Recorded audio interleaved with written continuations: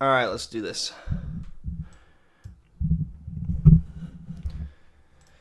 Let's do it.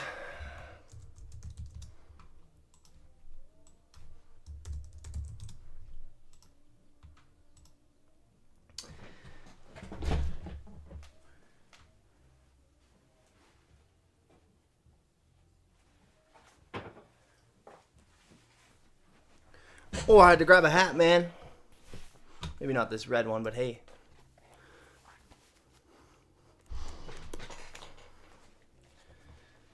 Where'd my lucky hat go? Oh, there it is.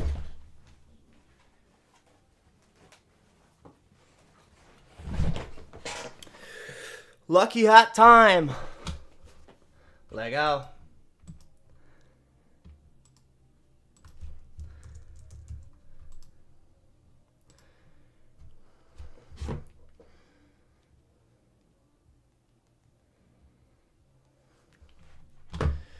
Okay.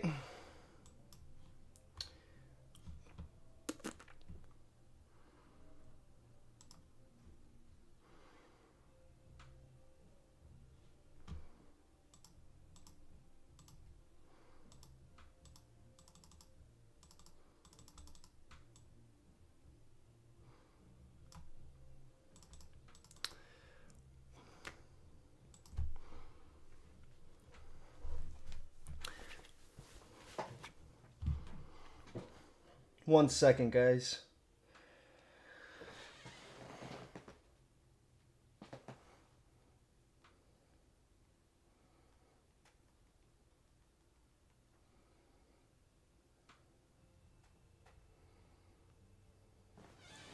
Let's rock and roll.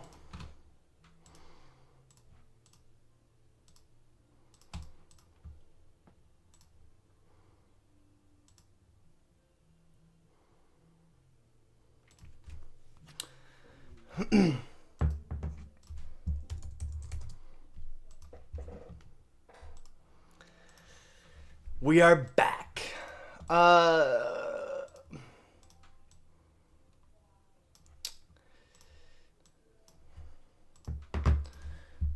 We are back, guys.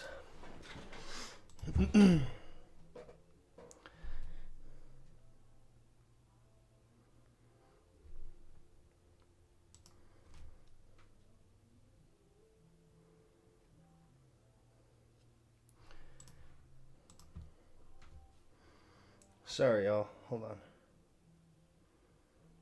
Just trying to throw up a post here.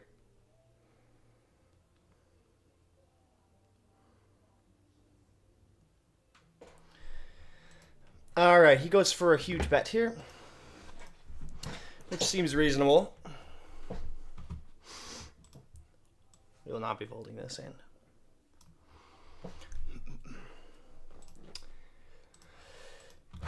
We turn a gutter. Interesting dynamic here. Because we're heads up, we roll quite low. Gonna check this time.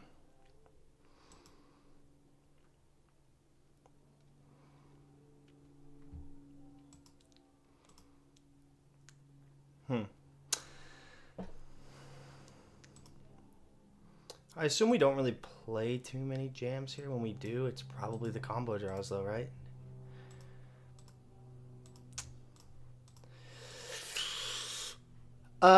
Interesting.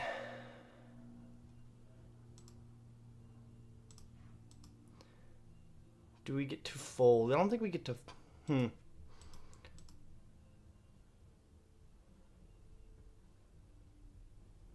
We're dominated by a lot of his bluffs as well.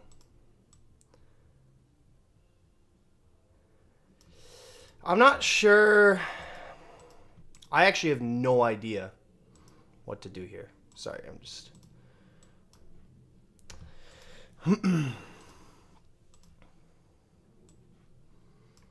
I assume that we probably could.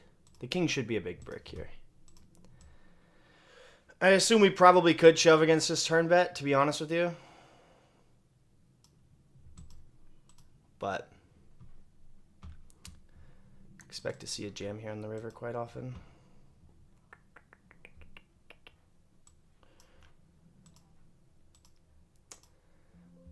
don't know.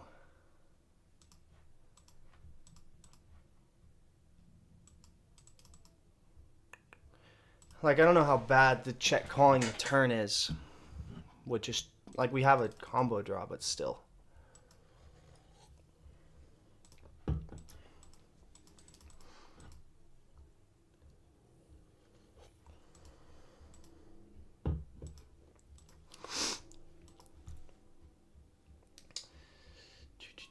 Jack 4 off. Jack deuce, Jack 3. I think the 4 is fine.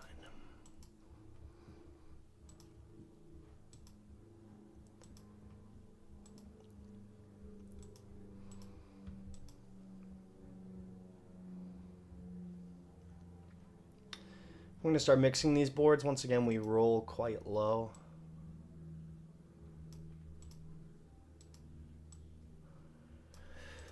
I think that this combo is still just good to barrel.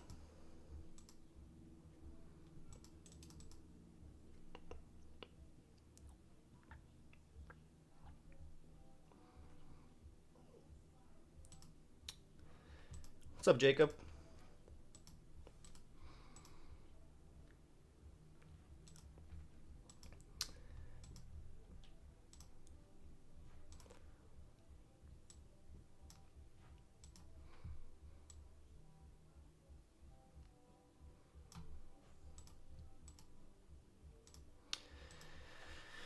Here, I don't know. It just depends. Like, I think we can just, like,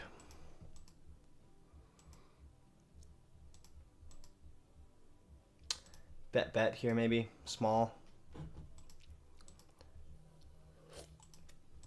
River something like half pot, maybe.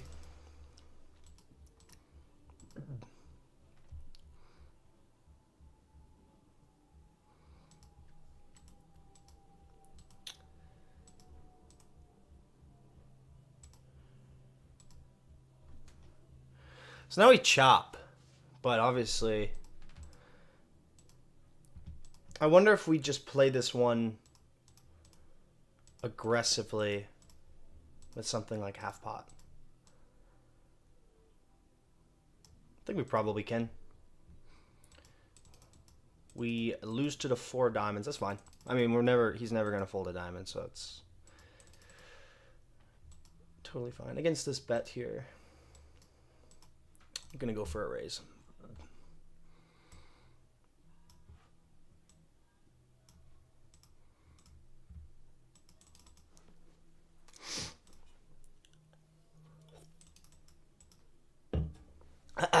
Not gonna lie, we've been running really good during this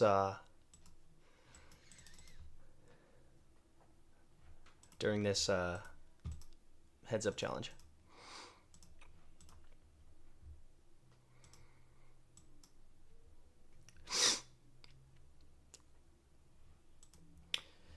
Okay.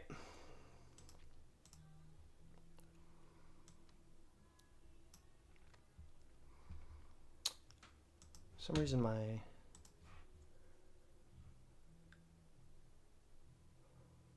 that's all right.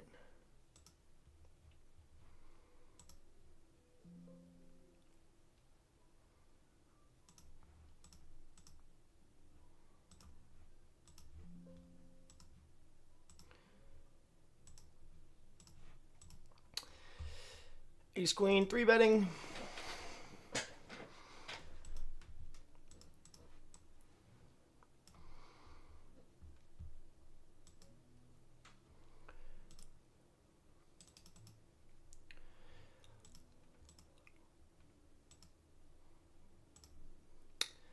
Can probably do something like half here.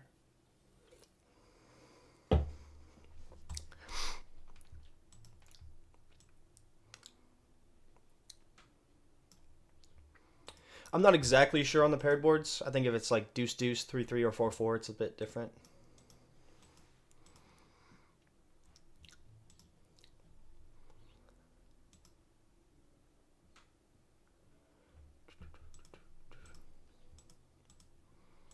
Now we just barrel for value here.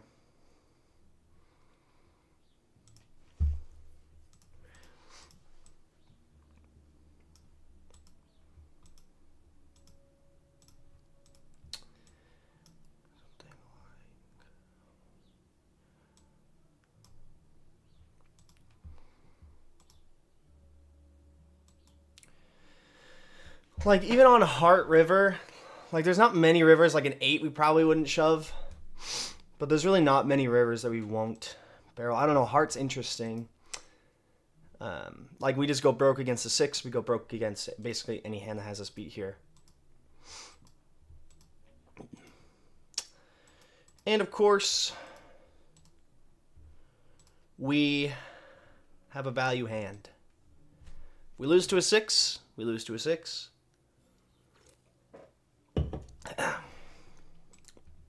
Just have Queen Jack of Spades.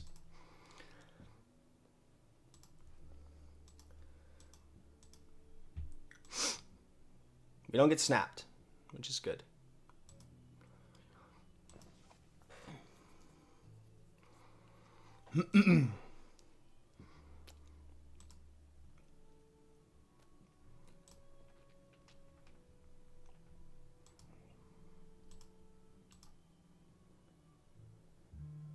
Nice.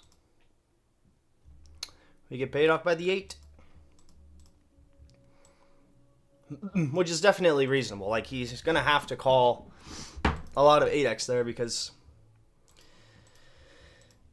I'm definitely perhaps over bluffing there, to be honest with you. But I'm definitely bluffing at least the accurate amount. So.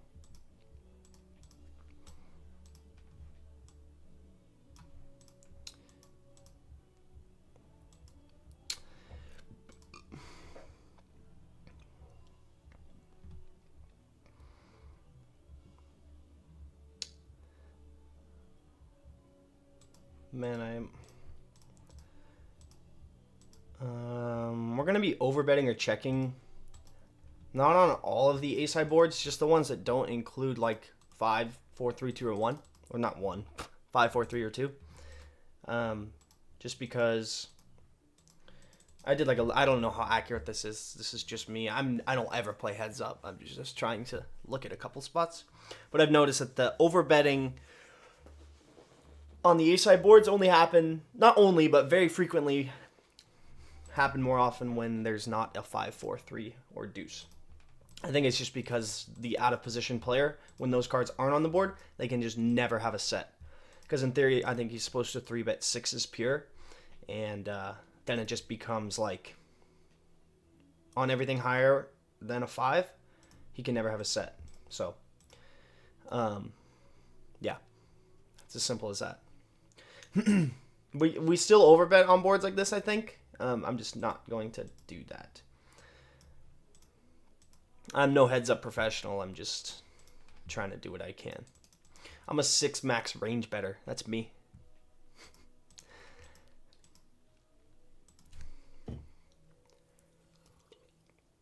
I feel a double check raise coming.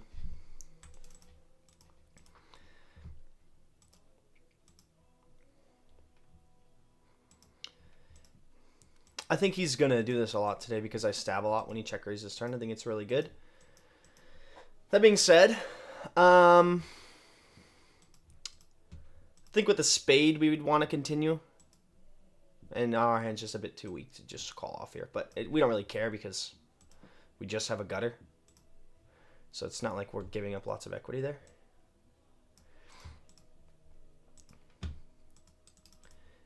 And very rarely will you see... I think he does it quite well.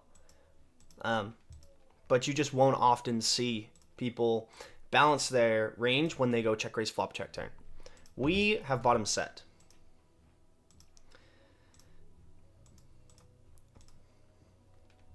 I really like whenever the rabbit hunt thing comes up, I just click it. It's a bad habit, I know, but still. Bang.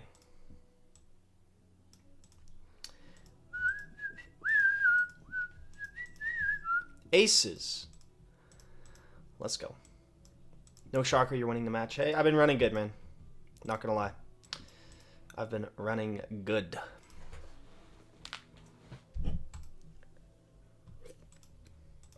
What's up, Anthony? How's it going?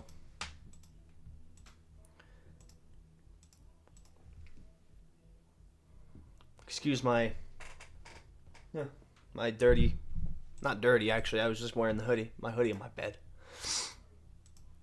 I did my best to make my bed look nice. Just kidding. I didn't do my best at all. I honestly think I want to try to like 4-bet a ton today. I never really see the suited King X doing it, but I don't know how bad it could possibly be, to be honest with you. So I'm just gonna start. I'm honestly gonna kind of experiment with like perhaps over 4-betting just to see how he reacts.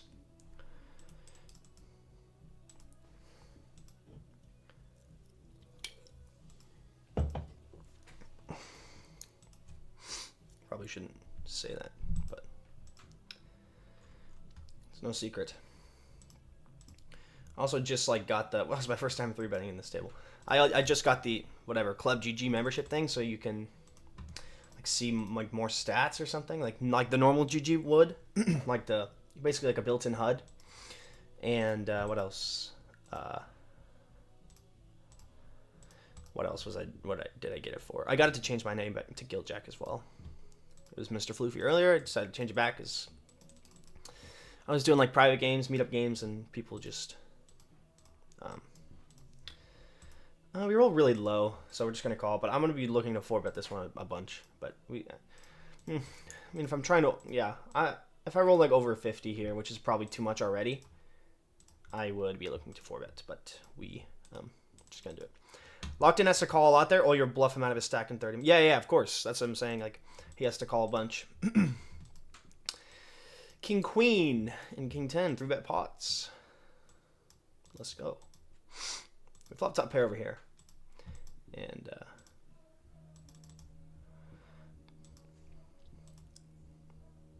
at this point, like we're just looking to stack off, you know, just get the money in.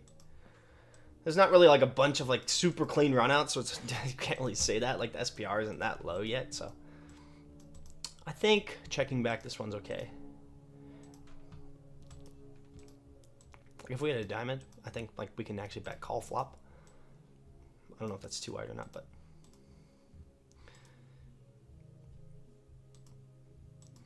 okay, we turn top 2. Interesting.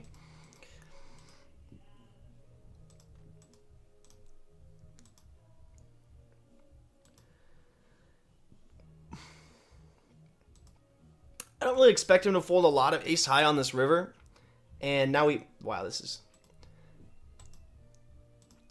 kind of wild, to be honest with you. I don't expect him to fold a bunch of ace high on this river. So, I don't know. I don't know how bad this is, but just decide to call or jam. I think I'm going to go call.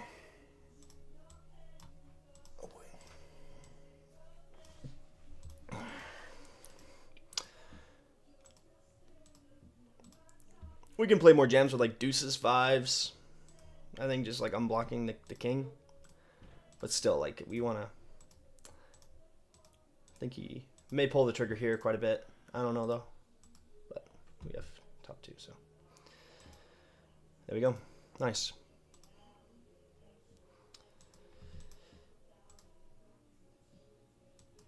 I think once he leads for that size, like a quite a big size.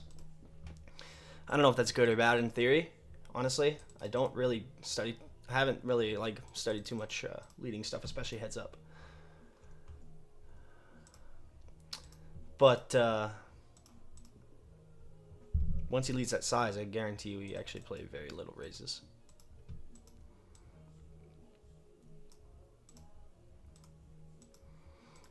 Actually, have you turned 21 yet? 2 months. A little over 2 months and I'll be 21. Going to Vegas, which everyone says is either amazing or horrible. Now I'll be out there for the last like 2.5 weeks of the series. I don't really play a lot of tournaments right now. So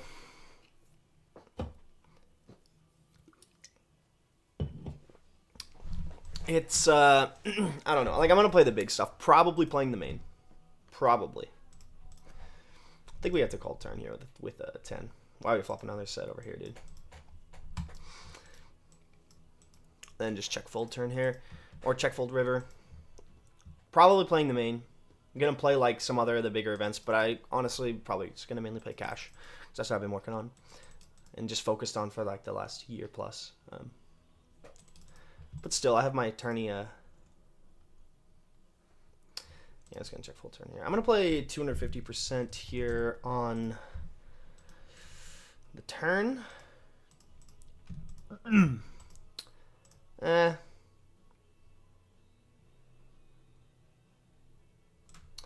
Maybe just like something like toot. I know this like spot probably is going to be fine in 6-max. But like I said, I'm always interested to see how the dynamic changes heads up. Just because when he checks back, he's super capped, so we just get to go nuts. And of course, with a set, we just want to like overbet turn and bomb river. Sometimes even just dunk it in.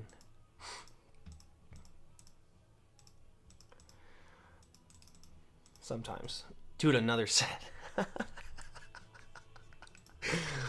Dude, we flopped 3 sets on this table already. It's so sick.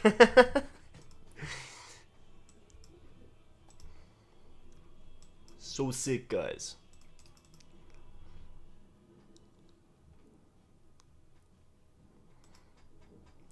Now would be an unfortunate time for him to get aggressive. So he never has King 10 suited.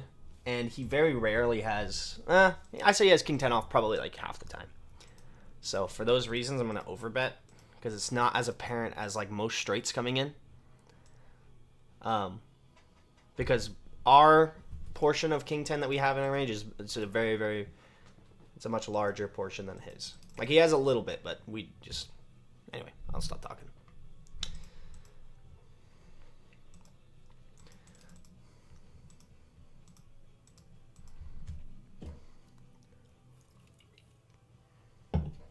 He calls. We have quads. So this actually just becomes a spot where he can never have aces, he can never have ace queen, he can never have jacks, he can rarely have queen jack suited. He has a little bit of queen jack off. And this feels like a spot we can actually just dunk in, to be honest.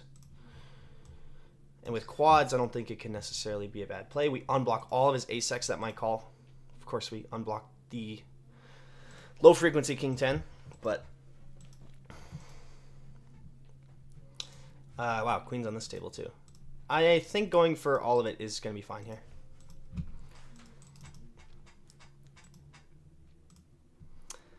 We have 4 of the same card.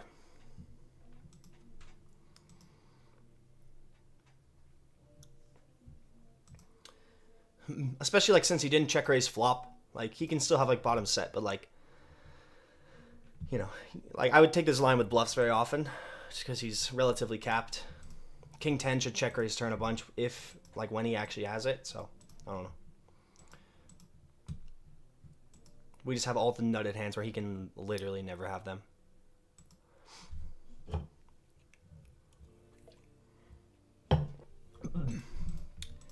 I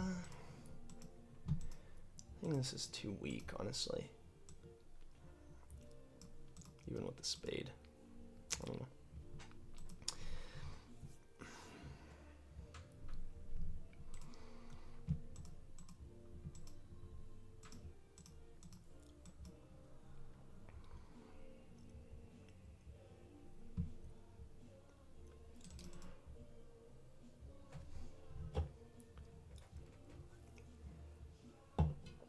Dude,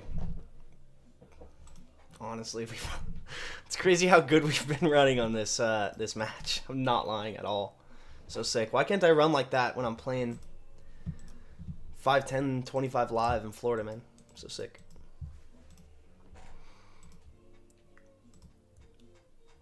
It's easy to look smart when you're running good.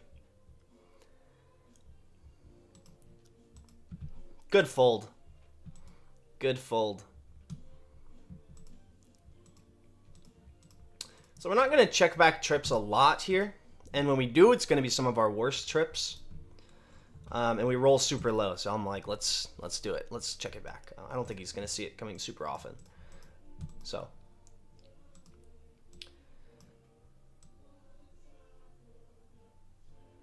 like 6, 6 deuce suited, 6-3, 6-4, 6-5. Those are all like increasingly start checking more. And of course, like it's the obvious, like king 6 will bet more than 10 or whatever. And now we can just overbet for value, of course. Not sure if we want to go like massive, to be honest. So I'm just gonna choose this size. Not sure though.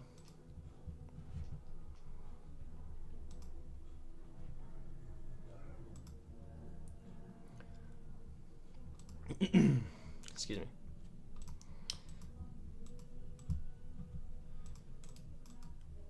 And then if he check raises, we just call, obviously.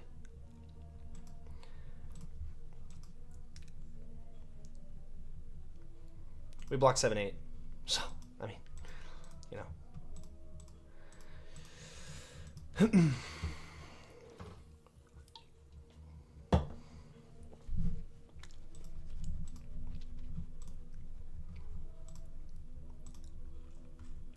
I'm really trying. I really want to try to get my 3-bet percentage above 20%.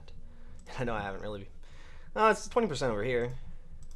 But I think I'm just gonna 3-bet a bunch today and just see how it goes. See how he responds. If he responds with like a bunch of 4-betting, then I'll slow it down. But we'll see. So I think this is a board we can probably bet. Like half pot on the paired board. I was talking 8-6-6 earlier. With the flush draw on board though, I'm not 100% sure to be honest, but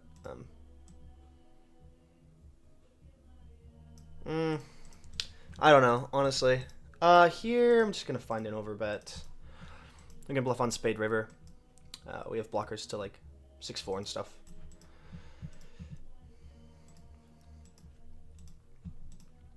Essentially just trying to block his calling range here on the turn, like, the queen X of spades that would call us here.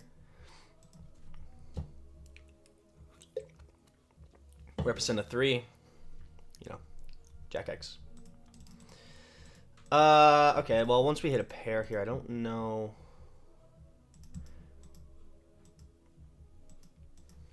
When he could float us here on turn, like some ace highs.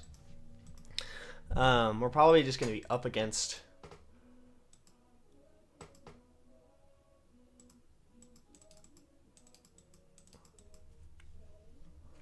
Interesting. I just don't know heads up, like, if we're supposed to bluff our showdown value here. To be honest, I don't know. I think I'm probably going to check, just because we rivered a pair. But it just depends on what his turn calling range looks like. If his turn calling range is nothing ever worse than a 5, then obviously we bluff. But I think he can still have some ace highs. So, not sure. Not sure.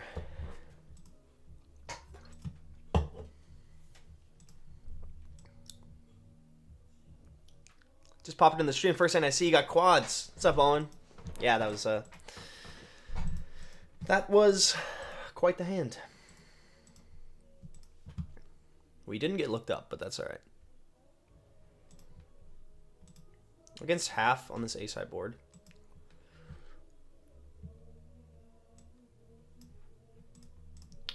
Just gonna check call here. Huge tank as well. I think he's calling. I wish he did, man.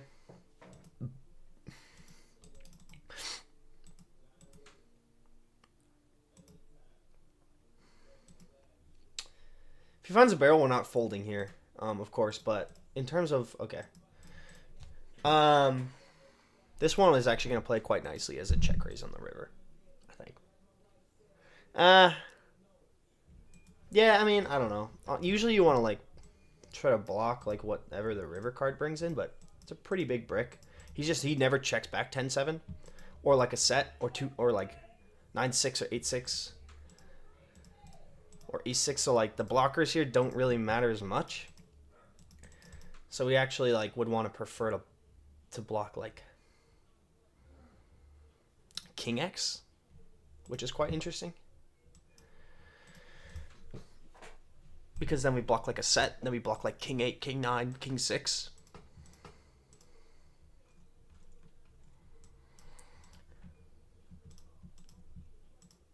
I think we may just put it in here and put him in the blender.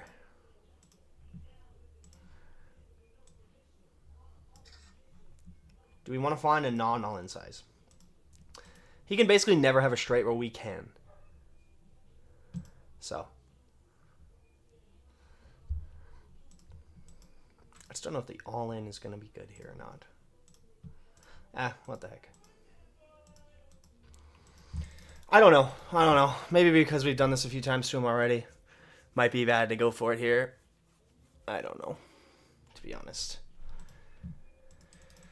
He might be sick of my antics.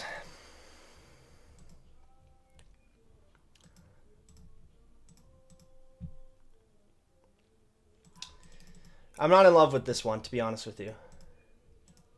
But when we have 10-7 and when we have 7-5, we're going to want to play it exactly like this, just like when we had quads. Like and now we just have a bluff, so.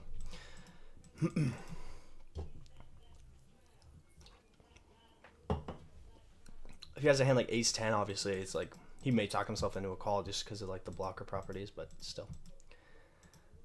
We have sets here that we can, you know, eights.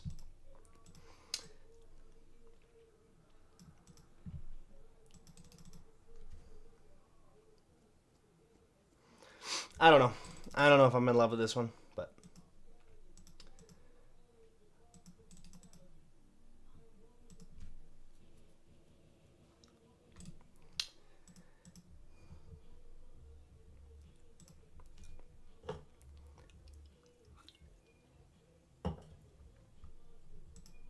It's going to put him to the test here early on, you know?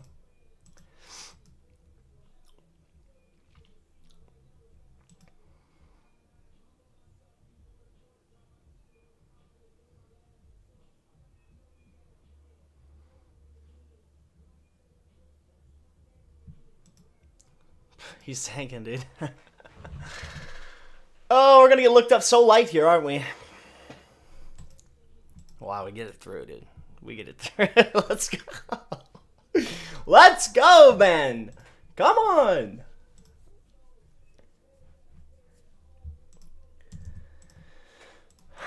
Definitely way too wide, but we'll see.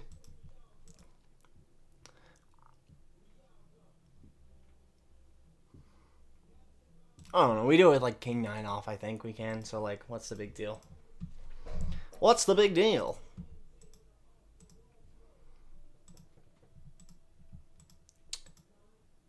Gonna bet one big blind on these boards.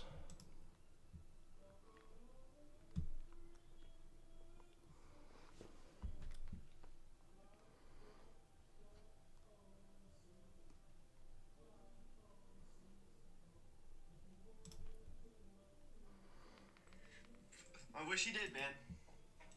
Alright, I'm just checking my stream. That's probably a misclick.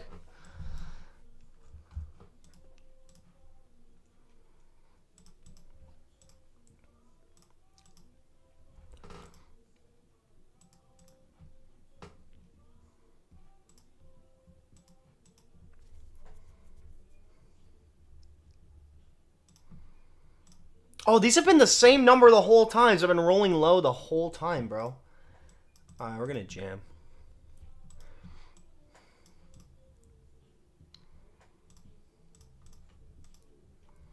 We will be all in.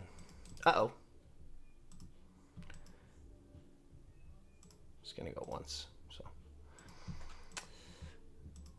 Holy smokes.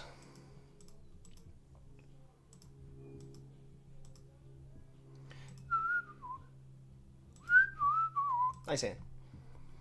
It's this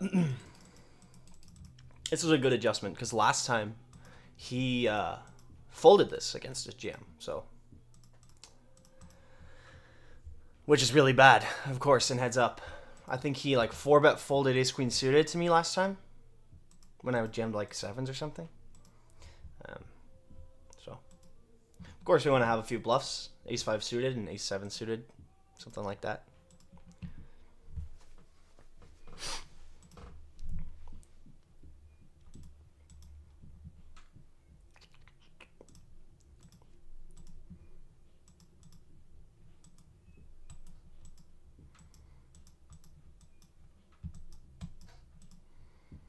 Check calling top pair here.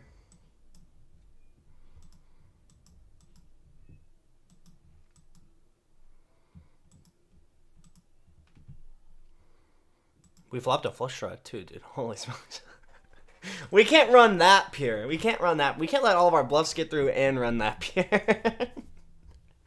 We gotta lose sometimes. Okay, we will call with our top pair.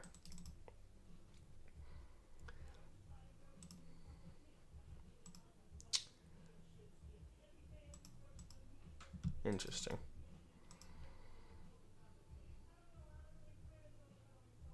Fair enough.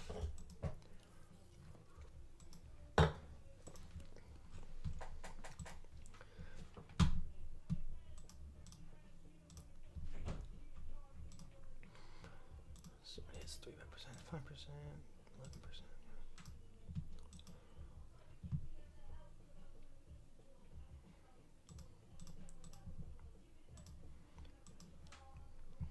This was probably a board we want to bet. Start like not range betting super small on.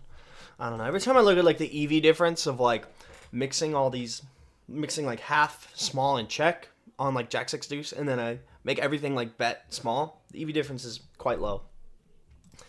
And I actually think it would be higher if they knew how their like opponents are responding. Like he's probably checking. I know he's check raising me a lot, but I don't know if he realizes that maybe he's not doing it enough. But I don't know. I'm not one to say, to be honest, just because we haven't played that many hands together. Like I think we've played like, I don't know, 1,500 hands or something. Maybe not even. So it's like not that many, but still. This card hits his range pretty hard here. His calling range on the flop. Just checking here on the river, to be honest. He's gonna have a fair amount of flush draws at check back turn, just because a lot of those like hate to get jammed on unless it's like queen 10 of diamonds or 10 like a combo draw. So you can definitely have a lot of flushes here. I probably like barrel most of my flushes here. Perhaps check like, you know, ace king of diamonds or something. So I don't know, to be honest. I have some checks, but with the flush draws, I mean, I don't know what I'm talking about anymore. We have a jack, and we were gonna win against pocket tens, bro. So actually, you probably would have snap checked by now. We're gonna win against pocket sixes, bro.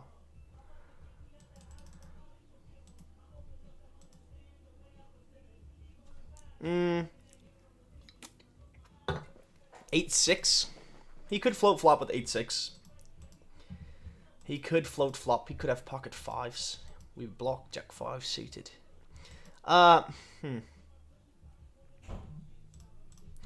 We're just gonna barrel here because we have the spade pretty much.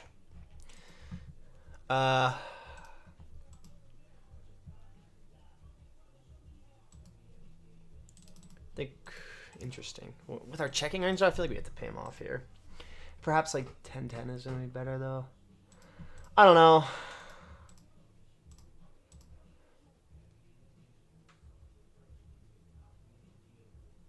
Ace 10, like what do ace 10, ace 8, those hands get here on the river. Pocket sixes, pocket eights, I feel like those check back a lot. Is he gonna turn? Okay, roll a 1, we're just gonna check this showdown value into a bluff here. Sizing is quite interesting. It feels like it's like he's doing this like a flush or 2 pair. So like queen 5, 7 5, jack 5. We blocked the jack 5. Yeah, I don't know. Fair enough. With the 8 here, it's interesting because we very rarely win.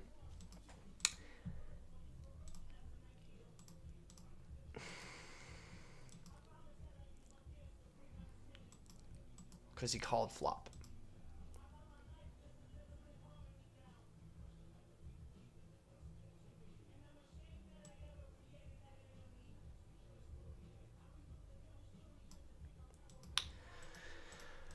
I'm not sure, to be honest. And heads up, just because we have so many other hands that just have 0 showdown value that can bluff. Right? I mean, maybe not in that exact node because we overbet flops, so our range does condense quite a bit. But Why ace 7 suited versus not? I mean, like we do it ace 5 suited. I think I saw ace 7 suited do it more than the other stuff, but like it, it doesn't necessarily matter, to be honest. Top pair, just gonna check call. That jack. Let me screenshot this real quick because that's an interesting one. I think it was well played by him. Good river size as well.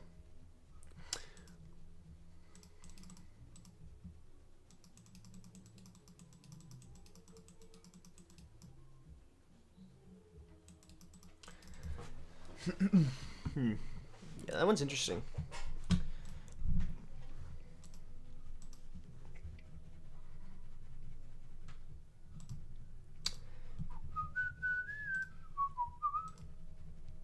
I actually think Cole. I'm not sure. I'm not like looking at anything right now. I'm just saying. I think that ace 7 suited might be better than like ace 4 or ace 3 because I think he's supposed to 4-bet bluff like queen 3, queen 4, or like jack 3, jack 4 suited. I think that may be why. With a 9 here, we're very rarely gonna fold.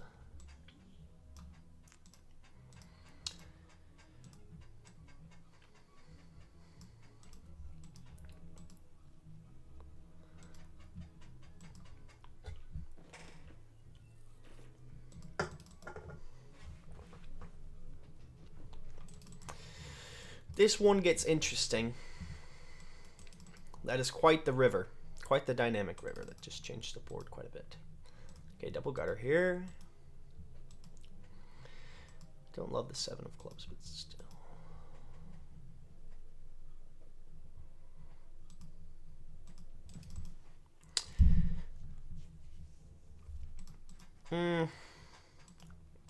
We're probably mainly just going to hero here with. We roll. Oh wait, no, we don't. Okay, roll. Okay. I think I'm just gonna like want a hero here with a club mainly. We have all the offsuit 9x with a club that we can call, and yeah, I'm gonna let this one go. I think. I'm not sure if that's overfolding or not, though. To be honest, I don't think it is.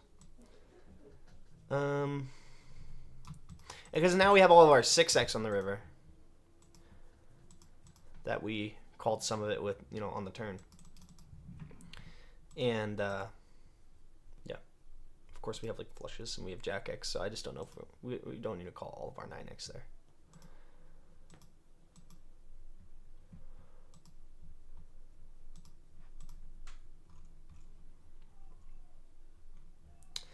Okay, he calls, and here we don't have any diamonds.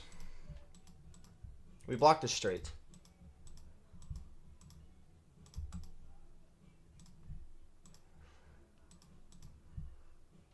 I don't know if we necessarily need to go like massive here.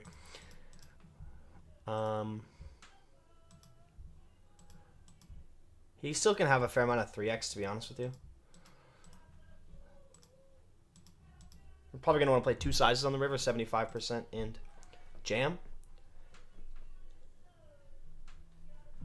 But I'm not sure what this one wants to do, to be honest with you. I'm just going to play 75%. Not sure. I want to look at this one later.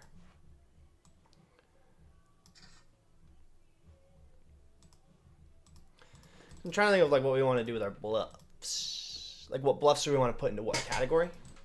Obviously, diamonds aren't ideal for anything. But I think he will have like a fair amount of 3x played this way. Not a lot, but some.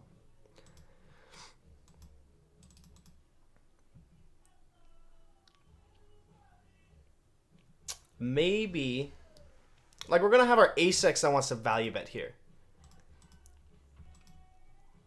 And then 3x and straights and boats are gonna want to jam.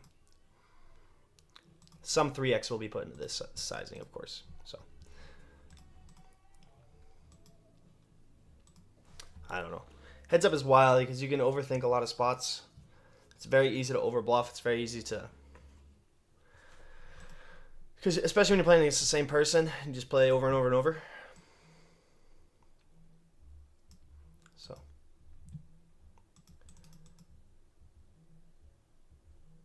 I don't love the 7 of clubs here, just blocking stuff like 8-7 suited that floats flop, and so, but I don't know. He got me. That's a pretty crazy turn call. Nice call.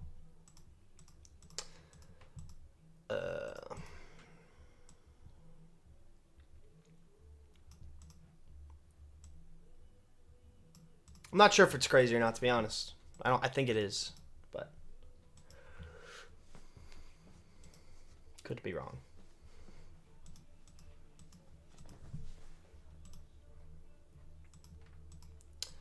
Turn a 9 here. I think check.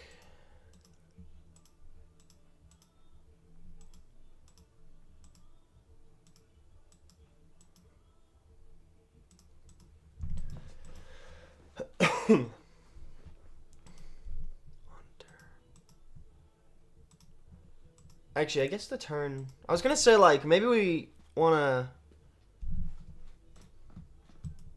no, it seems fine.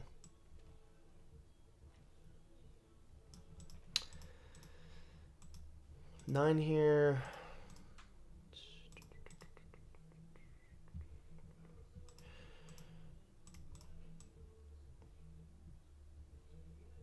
When we call our 9x, I think we can just call like Jack 9 and 10 9. So, just because we have that extra bit of equity. We have an 8. Against half, I think we're going to mainly call.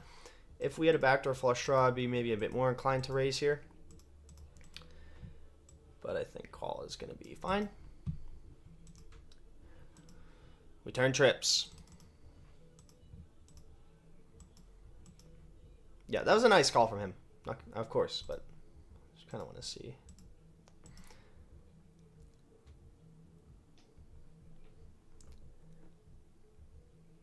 That's a pretty insane turn float, not gonna lie, but pretty sick nonetheless.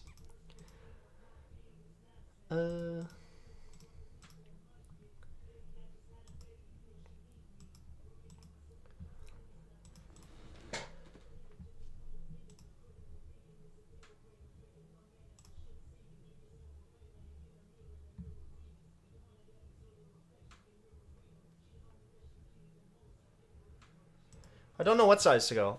I assume we go like half. Maybe we can go block and something like 66. But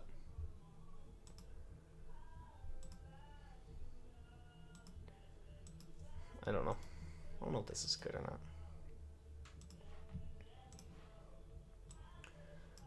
I don't really study a lot of heads up spots. So I don't usually take the time to go through these afterwards. I just screenshot them and a lot of times don't get to it.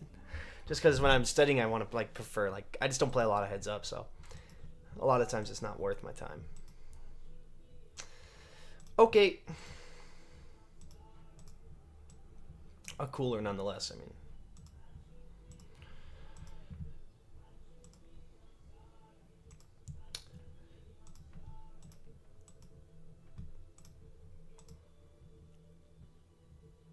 He makes king high. He makes sick king high calls. I turn trips and stack an overpair.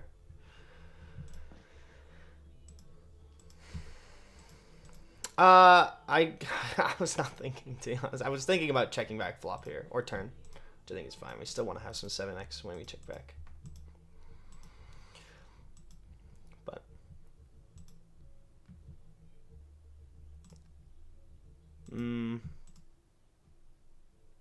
yeah, we have to raise.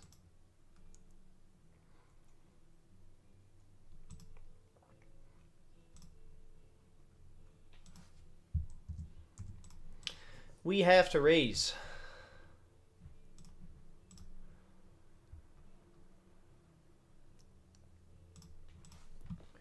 Let me just fold to the jam.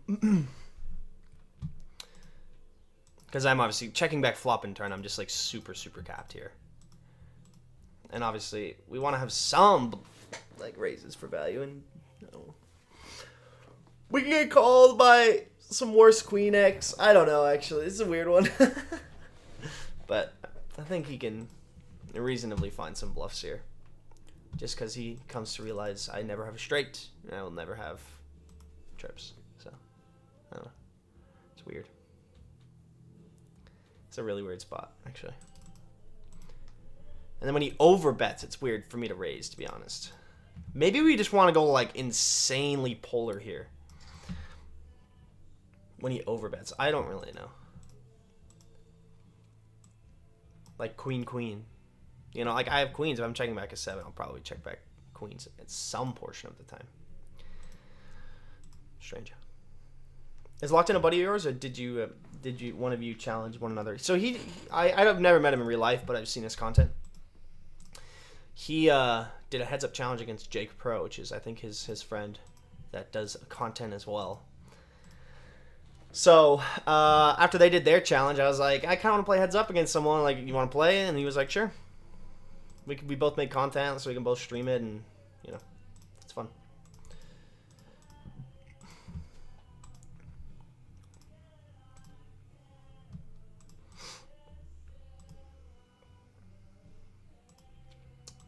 It is fun. All right, we're gonna stand up for a bit. Hopefully, my mic doesn't.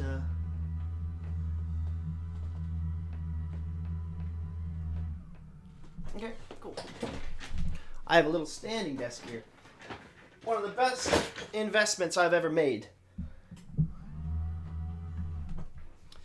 Especially when you're grinding, man. I usually rotate between standing up and sitting down. Super nice. Make it a little higher. Oh boy. Oh, almost ran into the bookshelf. Yeah, it's bad. Quite a bad turn.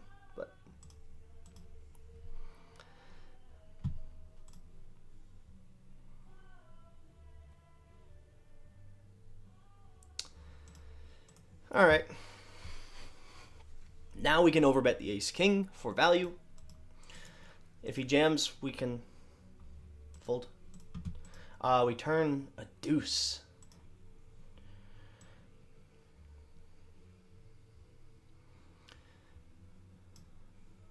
Maybe 3/4. Usually you're like, you can bet ace-jack for value for 3/4, but I think we're going to want to have an overbetting range.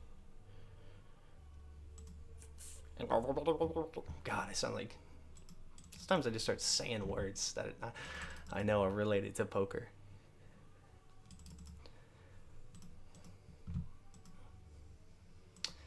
Unfortunate. Very rarely we get called on the turn without a spade there.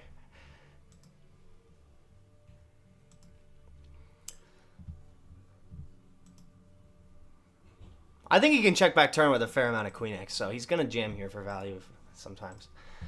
In terms of bluffs, it's an interesting spot for him to jam as a bluff. Obviously, I don't know if he's going to, because I may end up just checking range on the turn. So I end up on the river with a lot of really good hands, of course.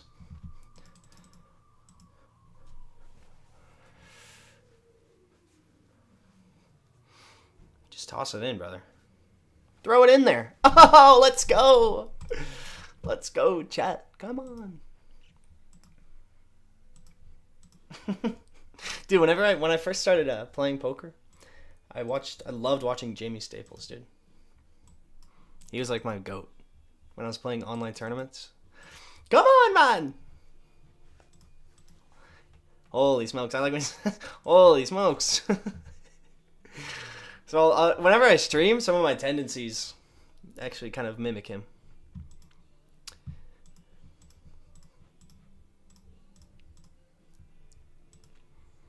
I don't even know how we're doing. Okay. Nice. I can tell we're up. I don't know, like, because we're in for more than 100 bigs on most of these tables here.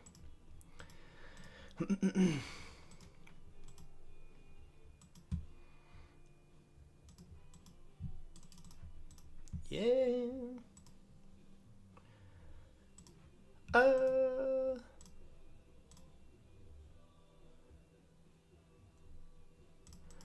Let's go 75 here.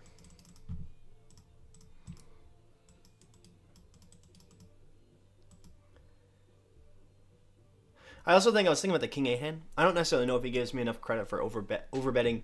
I was gonna say overbetting ace X for value on the turn there, which I don't even know if I do. Like I probably do like ace 10 plus, which I don't know if that's good or not. But I'm gonna re-raise 8s here sometimes. Roll a 38, so it's just like, when he just check calls, it's just gonna go for overbet here.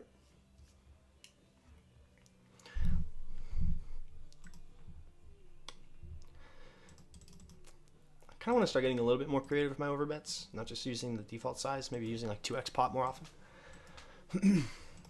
Not sure if this is the exact spot to use 2x pot, to be honest, but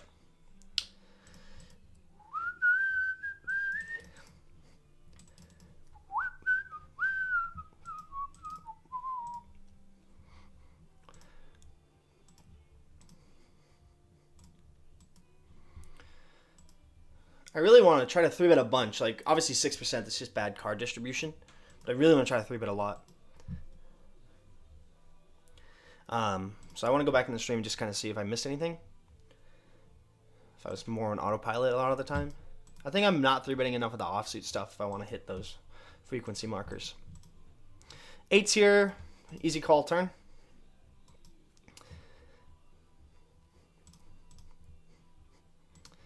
We're probably going to call off river here. So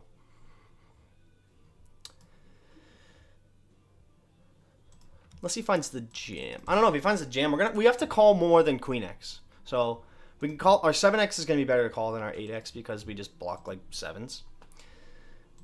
Something like 6s and 5s is going to be better just because we block 6-5. So I don't know.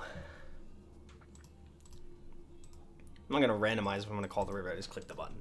I mean, we have to call some 8s here sometimes, right? Is he bluffing enough when the queen pairs?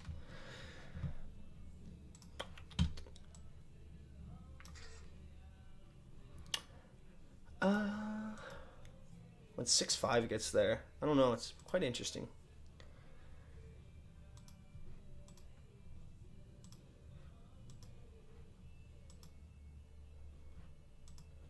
I just don't know if I'm folding here. Am I going to be over folding?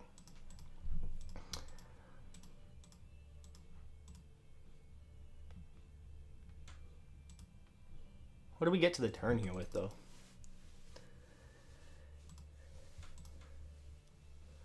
Flush draws, obviously, like we have clubs. And like 6-5 we can call. We have all our sets. We have all of our queen X. We have a lot to call here. It's just a matter of, do I think he's bluffing here? The turn size is interesting, to be honest. It kind of feels like he didn't really know. It's like, obviously, it feels like a queen or nothing, and then he gets to the turn and doesn't really know what to do with like his Jack 10 of spades. He just goes for it here.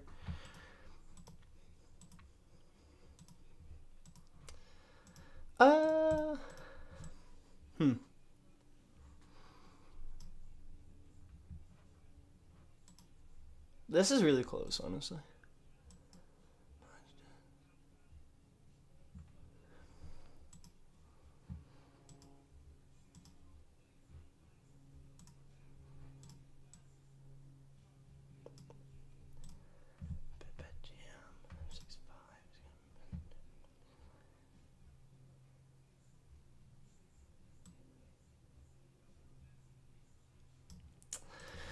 I decided to go with a fold. I don't know. I'm actually going to really look into that one after.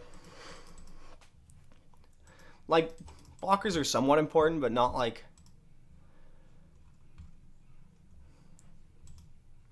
I just feel like if we stick it in on the turn there with 5s and 6s and then fold 8s, it's like, that's fine.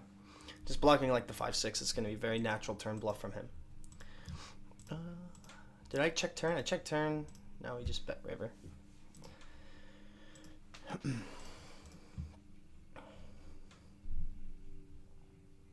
So, I don't know. If it bluffs, it's a nice hand.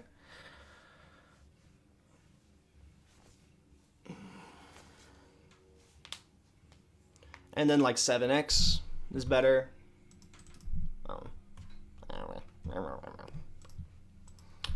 Ace, king here.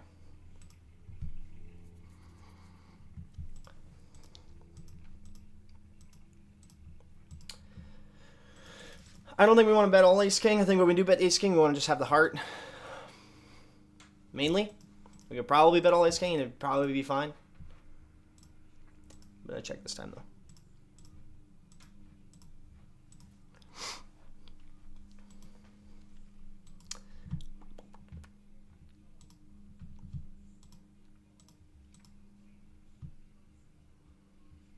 Is your avatar Lane Staley? It is. It is Lane Staley. I think you may be the first person that's noticed that. King.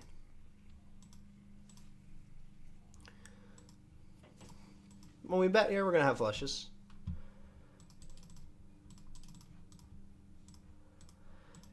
Okay, maybe too wide, but still. I think ace king is good enough to value bet here. Bet fold. Bet fold because we would need to have the heart to call river.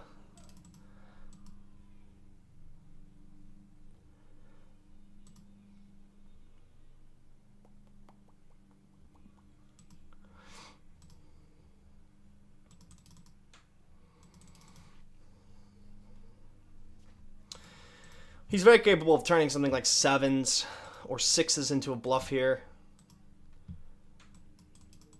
Maybe like 10-9 off. I think he calls the offsuit 9x.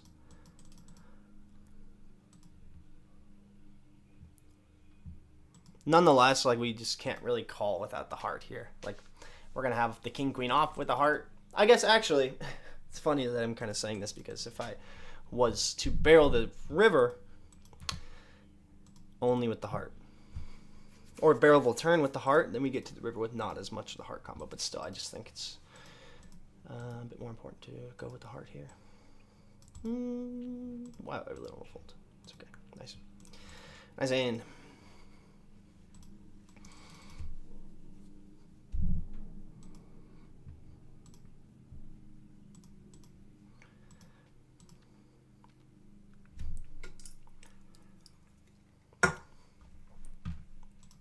I take it easy, baby.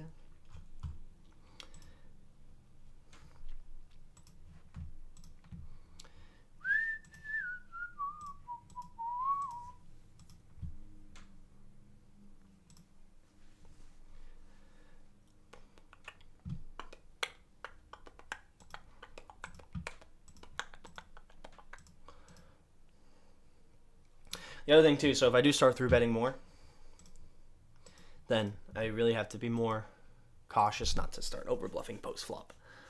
Especially, I think obviously we know he's not afraid to call down. So, and he will. So, over bluffing isn't necessarily good in this environment. So I'll be a little picky about them suits and them blockers.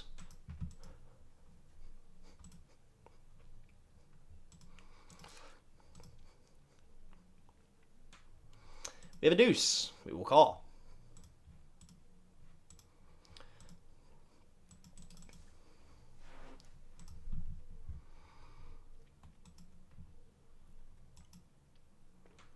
I gotta go pee, bro. I gotta go pee, bro.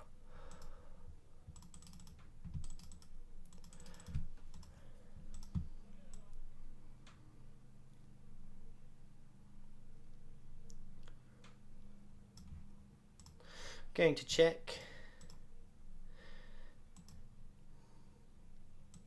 I expect him to have some 10x there because I think he knows I stab turn a bunch.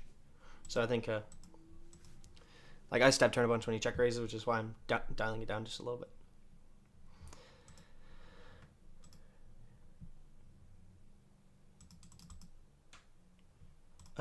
Yeah, our hand's not strong enough to value bet here. When he check raises, like, he can check raise like 3s and 4s, so we lose to that, which is, I would expect to lose that a fair amount of the time.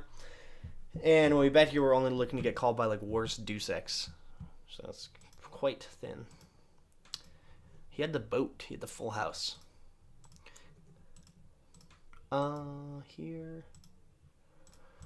A little high, but it's just not an amazing.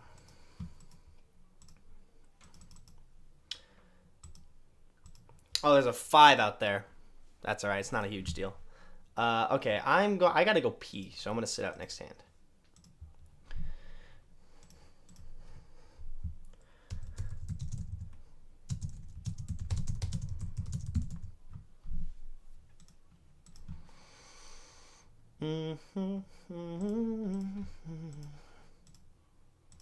I gotta go pee.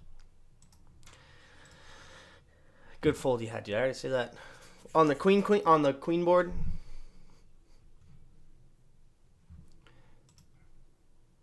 I don't know if you're lying or not. Okay, I'm gonna sit out next hand. I'm just gonna kind of tank here, so I don't take my sit out thing. 60's probably too weak to block. 30%. Yeah, it's probably a little too weak, honestly. And I gotta get another drink. Hashtag San Pellegrino. We're calling river though, so.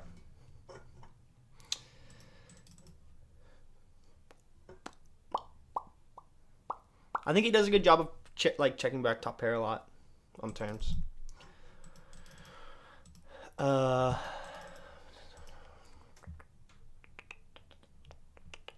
Yeah, we're just gonna call. Okay. I'll be back in 2 seconds.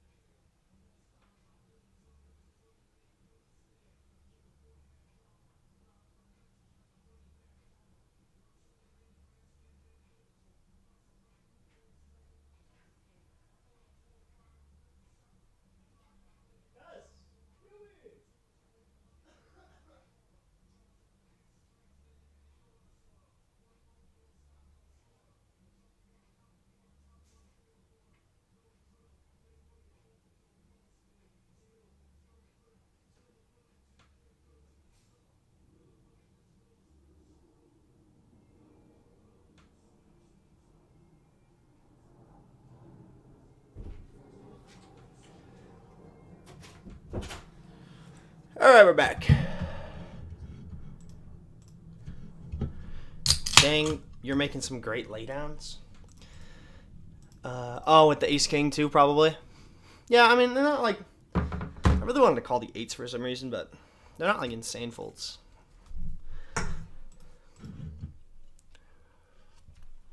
But I appreciate it. I hope you're lying though. I hope you're like trying to get in my head, and you're on team locked in. You know? Raise here, 3-bet here.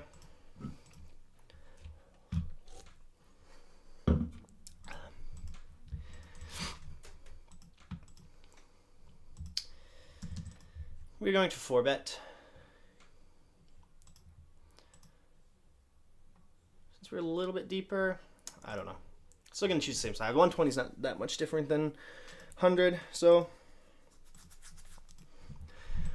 I think if once we get to like the 140 range, I could probably make this like 25. But calling the all-in nonetheless, of course. We have pocket tens.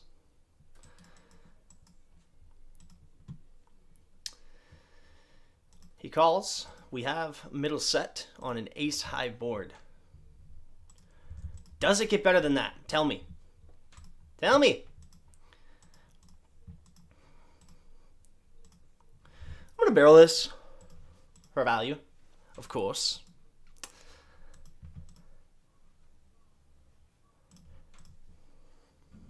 Obviously, like 10-9 comes in, some 8-7. But I straight up don't care, brother. Please have ace-king. Actually, not ace-king, probably never, but please have ace-jack or ace-queen. Pretty please. Please don't have a flush. Okay, now we cannot jam for value here. Now we can check.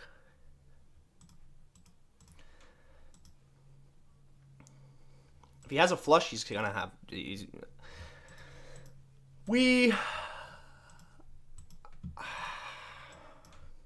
We have a value range here of aces, ace king. I guess we have like the queen X plus. He's gonna have like queen jack more. I guess he's gonna have more flushes, like some 7-8 suited and stuff.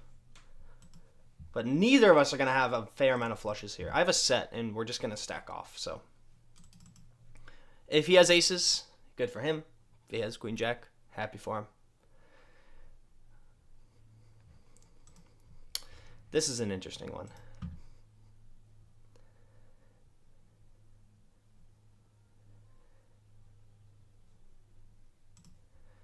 We will not be folding to an all-in, even though it's quite difficult to have bluffs. Well, I'm not talking about it over here. I'm talking about him. We just want to get called by ace queen, ace jack. Every ace and ace king, we just want to get called by here. We're going to run into top set. We're going to run into the occasional flush. Here, it just gets bad. With the one card straight,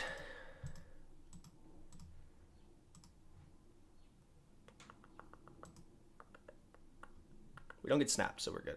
Oh, never mind. No, we're good. We are good in the hood, brother. But what do we want to call on this river? Obviously, it's nice to have like a 10 or a 9, so like jack 10 and jack 9, but that's just not enough. I think we got to peel this one here. We block his 2 pairs. I think we just got to call it off with top. Honestly. So he has a straight. Straight is good, brother.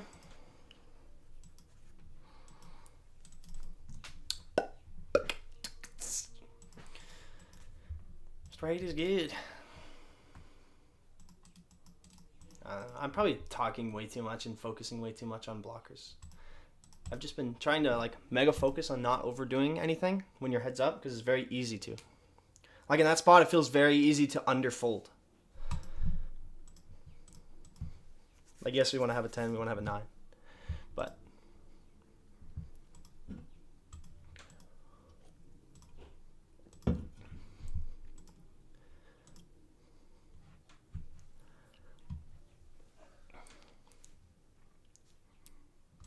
I don't know.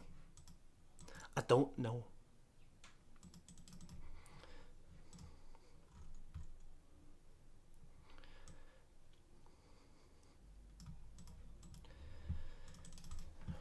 I'm wondering if this one may just turn into a good barrel.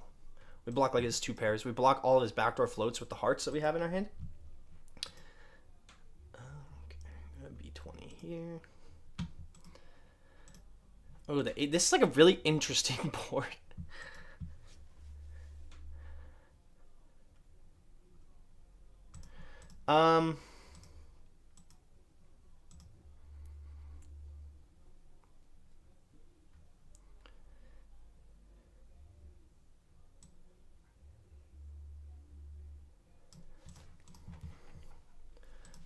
I kind of feel like I'm like giving up to.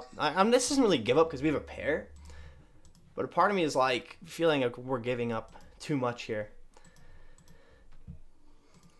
But then in my mind, we have this whole portion of hands that have a jack, have a queen, that have spades. So it's, I don't know, it's really like in six max, because the ranges are so much tighter, we can barrel like hands like this all the time. But because like this range is so much, like we're supposed to 3-bet like 22% here. I'm trying to hit more. Obviously, it's not really quite working out, but.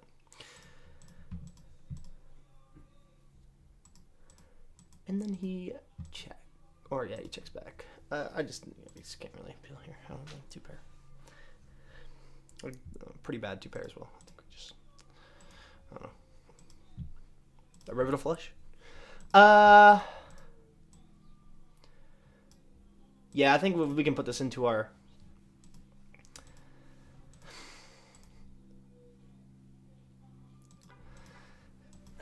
Maybe we don't even want to have this size here. Maybe we just want to block and jam.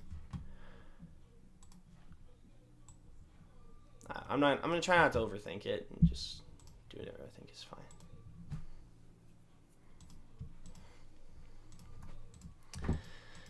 I don't know, to be honest. I don't know anymore. I don't know, if he jams on me again, I'm just gonna make my classic tank, walk around, probably end up tank folding.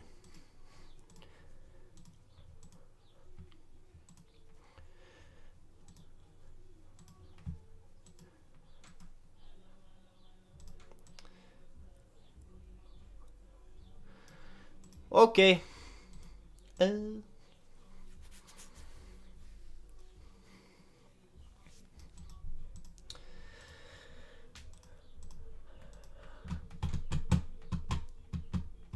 Maybe with the heart. I'm trying not to like barrel more with the backdoor flush draw, to be honest.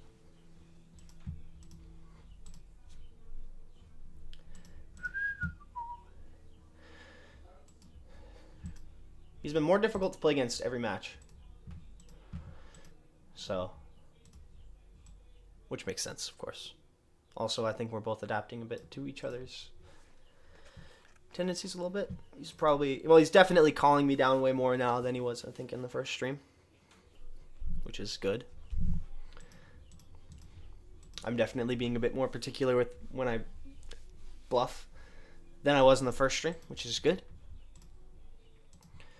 He check raises. We have 2 overs and a gutter to the nutters.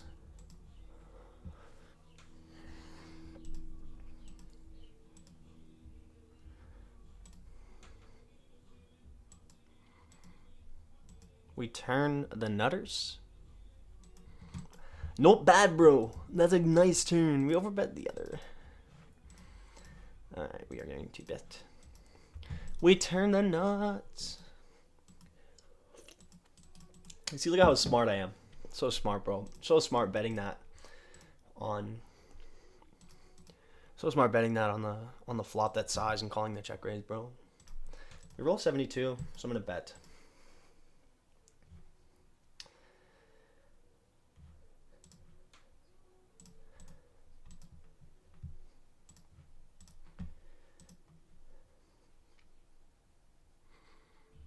I would definitely. I would check this back if I rolled like under a 20. Just to kind of, you know, sometimes get in there. Know what I'm saying? Know what I'm saying? I haven't check raised a lot today, dude. What's happening? What is happening?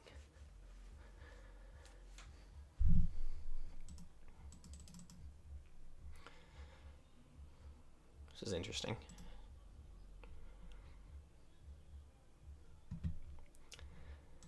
Well, we turn quite nice.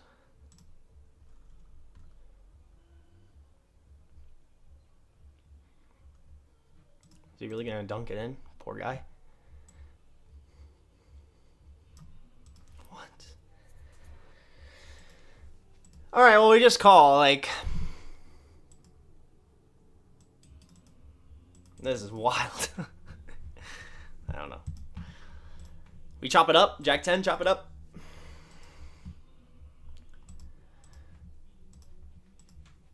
We cannot lose this hand.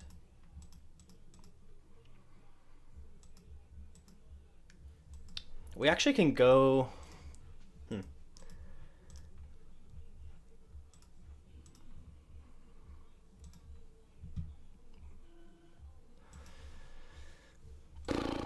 Interesting. Interesting. Obviously, we got lucky, but still. Interesting combo to go for it. I don't know what to do here. We river to pair. We're going to win against like some other flush, like some 8. All of his flush draws I don't think are going to bluff, so we win against all that. I don't know. When we get here with this line, I don't know, dude. Just check back your ace deuce of hearts.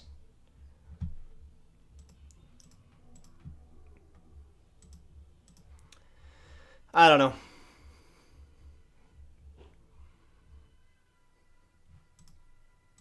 I think it's okay to feel confused in poker a lot, honestly. I think it's healthy.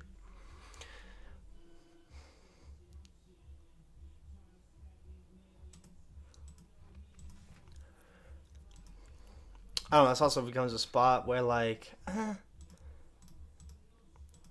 yeah, it's fine. I mean, I fold, but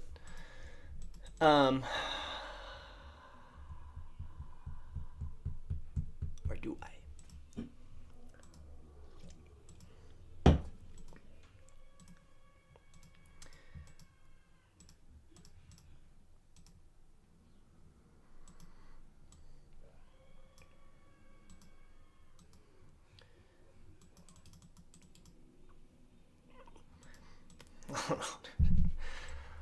I feel like this could be so often just like Jack 10. I don't know though, to be honest.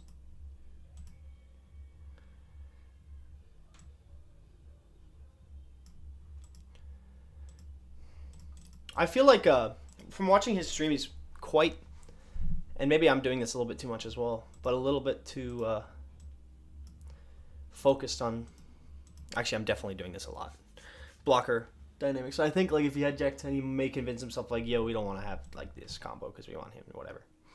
Even though I don't know if in theory it's gonna work like that. Like we definitely check back like all of our nut flushes, flush draws, or most of our flush draws in general. So then we get there and we have to have bluffs. So like Jack 10 probably is just like, listen, like we would rather bet this than the flush draw. So.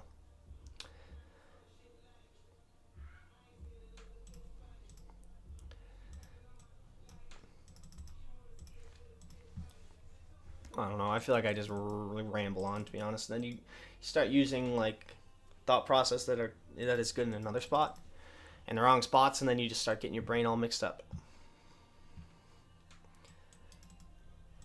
We call. We will call.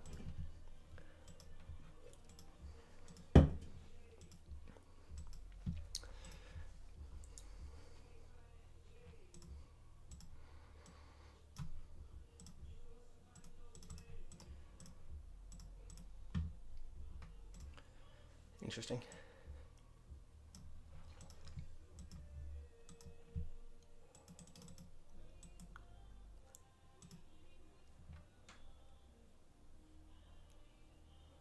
No lie.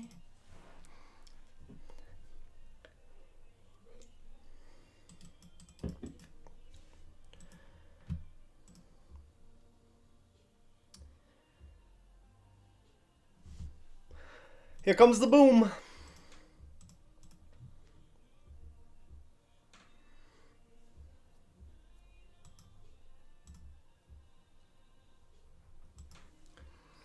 We unblock all of the straight draws that he's going to bet the turn with, which is great. He's not going to bet with clubs, so it's actually not bad to hero call here with clubs.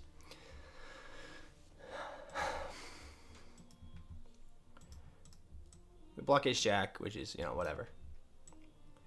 His bluffs, he's going to have like 6-5, 7-6, ace-5, ace-deuce, king-queen.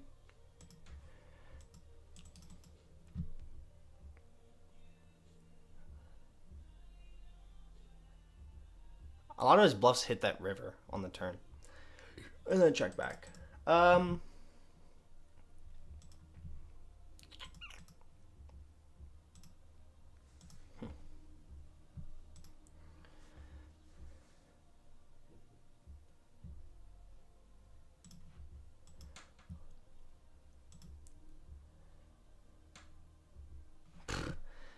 It's fun, man. I like playing these spots.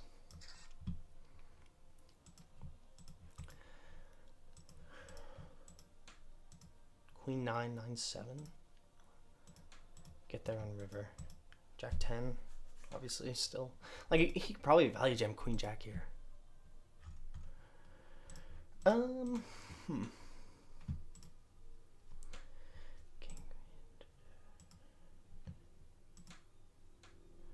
Jack X.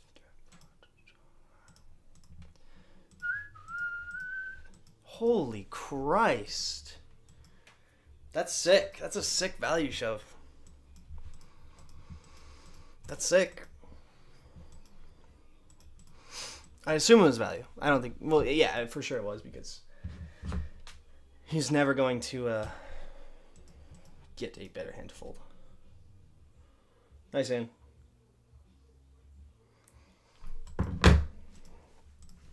Because when I just check call turn, it's like he's basically expecting most of my best Jack X to either continue barreling or check raise. Like ace jack and check raise, or king jack will probably continue barreling itself. So, sick play.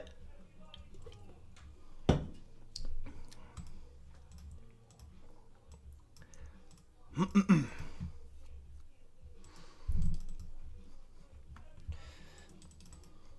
he got it to work just how he wanted. Basically just wrote it up and executed. It's pretty sick. This is one of the low pair boards that I think is extremely fine to bet half pot-ish. And with the aces. We don't know. 15.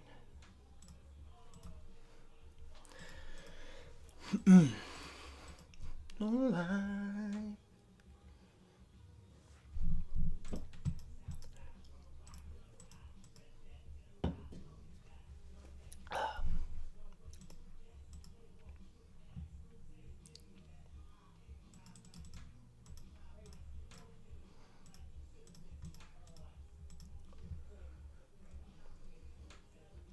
It's 3-betting time.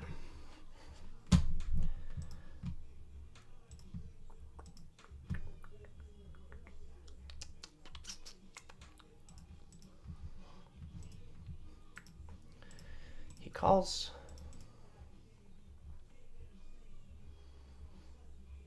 It's probably going to be another one we go half on, to be honest. I'm not sure.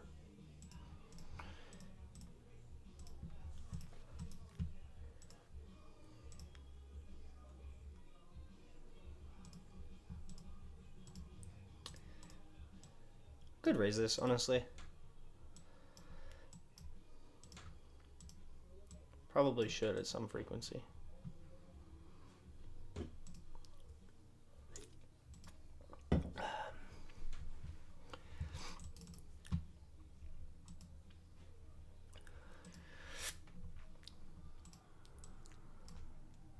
King.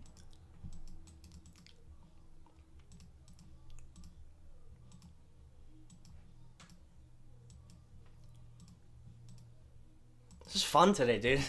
It's honestly so fun. We're about halfway through. He's definitely put me in some wild spots.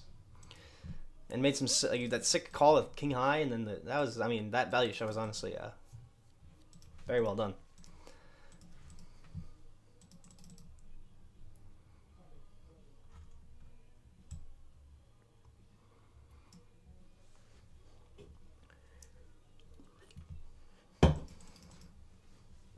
Once we get to this almost like 200 big blind deep, one is that the in position 4-bet. Oh my god, the in position 4-bets should start to get bigger, and I think we then have a 5-betting bluffing range, or not a bluffing, just a 5-bet range in general. Like aces want a 5-bet or whatever, and then we want to have bluffs as well. We roll low, but I really want to 4-bet him because I kind of just want to push him around a little bit. Kind of just want to push him around. It's obviously too wide, but don't really care.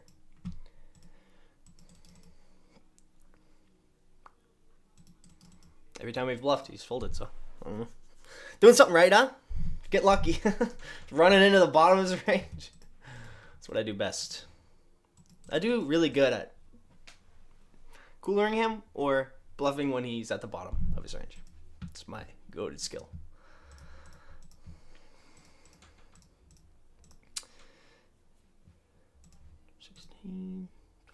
Okay, 16%, 12% is like solid. I want it to get a bit higher. When the flush comes in, I think this is going to be difficult to value bet here. I think that, I don't know, honestly. It's very close. Like, I could probably find it here, but I decided not to. He would have called.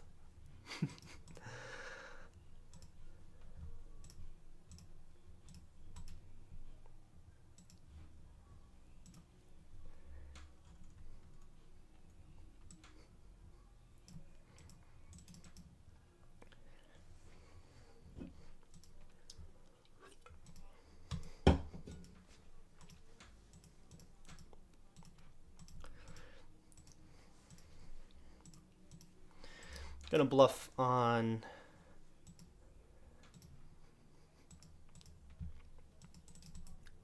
honestly, I'm probably bluffing this on not that river, not that river, not another spade, but I'm bluffing that on most other ones.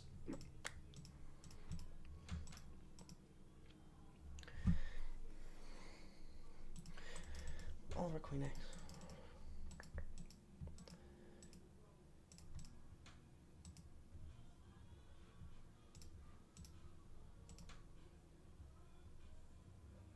Barreling Jack X, I think, is unintuitive because he's obviously never folding an ace, and he's very, very rarely going to fold a king. So then it just doesn't make sense, to be honest. And again, if we're 3-betting all that suited queen X in hands like this, queen eight off, all the like 10X, all our flush draws.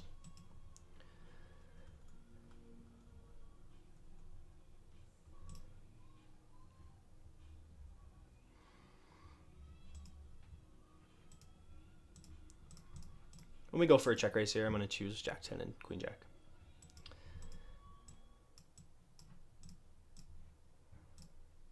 I think.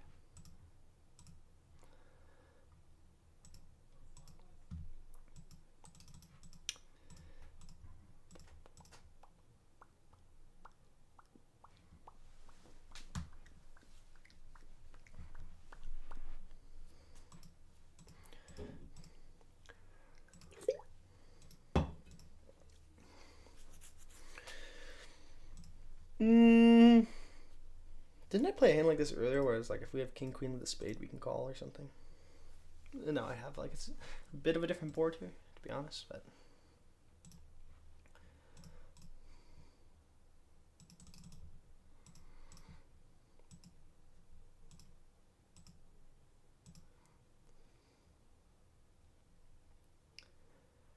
because earlier I didn't have this like the suit or whatever was on the board, so I checked. But now I feel like we have to call when this happens.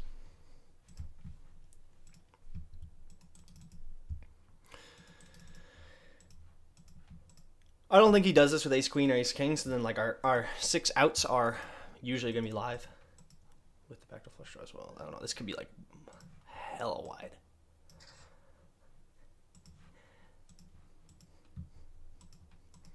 Here we... roll it. Roll with me. Roll with me. I don't know. I don't know what to do here.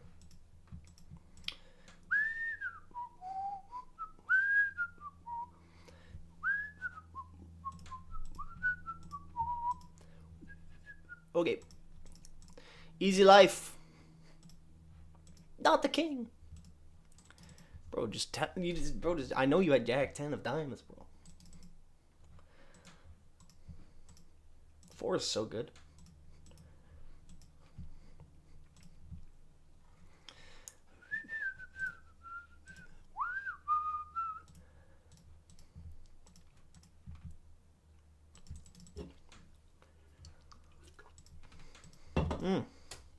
Beautiful. Honestly, before the next heads up, I really want to lock in my 3-bet pot out of position, dude. Because I'm range betting and like doing lots of stuff like that, which I think is fine. But I think that the strategy could definitely be increased if I were to just, you know, mixed or bet bigger on a couple other boards. So maybe work on that, especially if my plan is to 3-bet a bunch. Which actually, after he watches this whole thing, he's probably going to start 4-bet bluffing me like an insane man.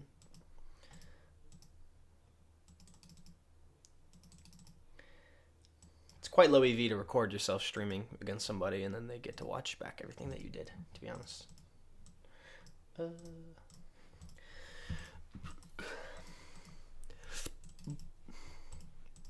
Unfortunately, this is not going to be one we're going to send it on just because of this card right here.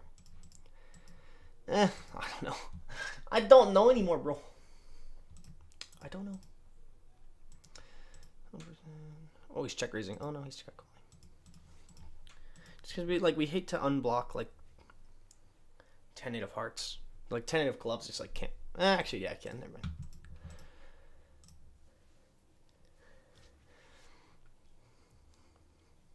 We're just gonna send it. Who cares?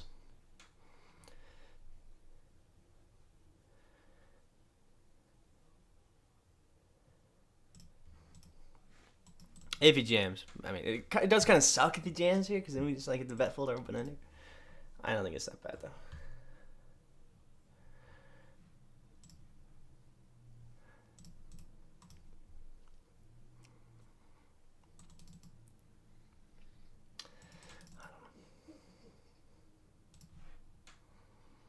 could be one that we prefer just not to bet. Okay, when the ace comes on the river.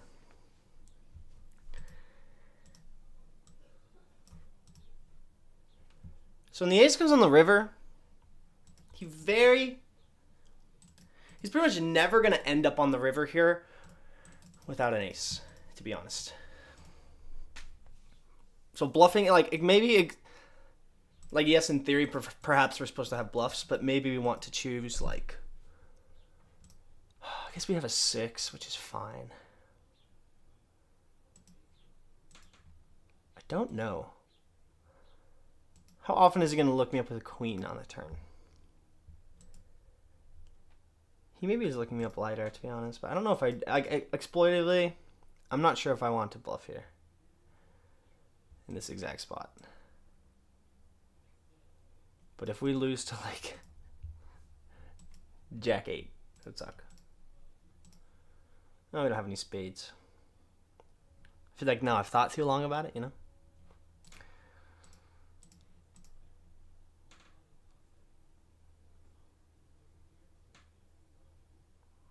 Now I've definitely thought too long about it. Well, we dodged a bullet, of course. Honestly, I don't know. That could just be like me being a chicken. Chicken.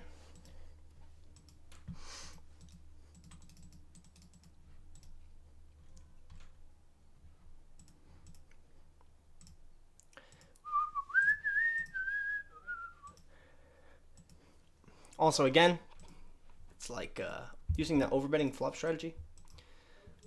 I haven't looked into it that much. I'm kind of just flying with it. So I don't really know like what my turn range is going to look like in terms of bluffs. Like we have a lot of 10x and stuff, but we're also, let's see, like 10-9 is probably better. I don't know. I legit have no idea. All right, he's 4-betting me now.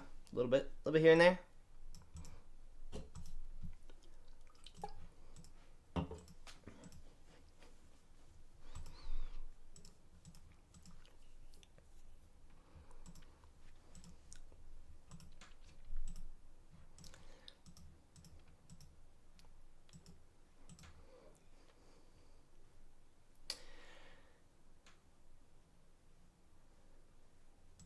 Okay. The reason perhaps we check this one back just because we hit the straight, but still, we probably want him to have like somewhere close to this specific hand that's folding turn. Yes, he has like pairs, but like, you know, Jack 10, Queen Jack, Queen 10, stuff like that without the spade that'll float one big blind on the flop. We have a straight. I don't think I can fold, to be honest.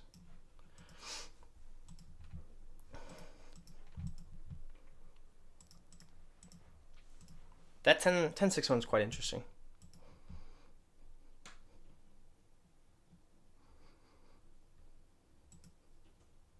Because he's never going to fold a straight. I don't know how often he should be folding a straight. But we're honestly 3-betting so much today. Yeah.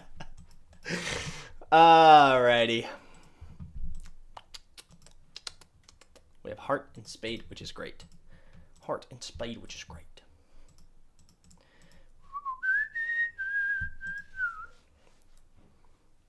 And we block the straight, which is great. We hit the flush on the river, on the turn. Tell me it ain't like me.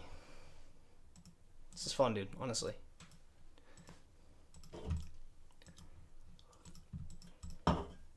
The guy's a tough opponent.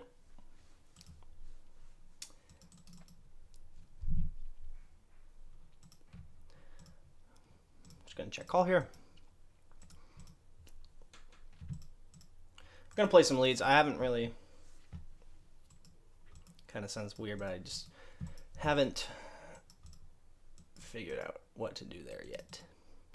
Everything, like usually everything just like leads a little bit. This one's probably fine, but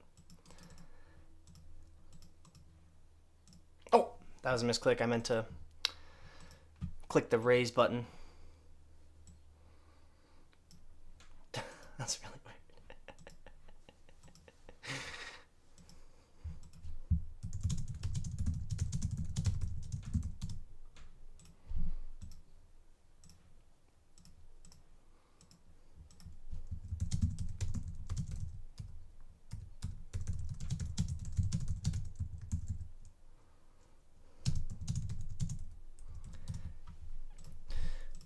Give him a little inside information that I'm going to check raise 7-5 there on that turn. We chop it up. We get lucky against the jack high. We have an ace. Check, check, check, check, check all the way down to the river.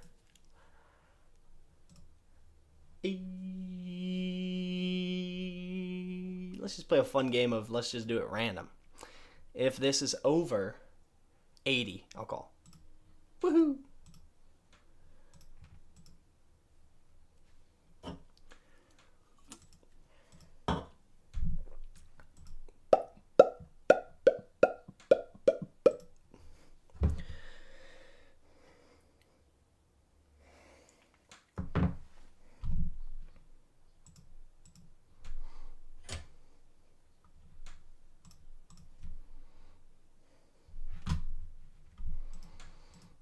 Here comes the boom.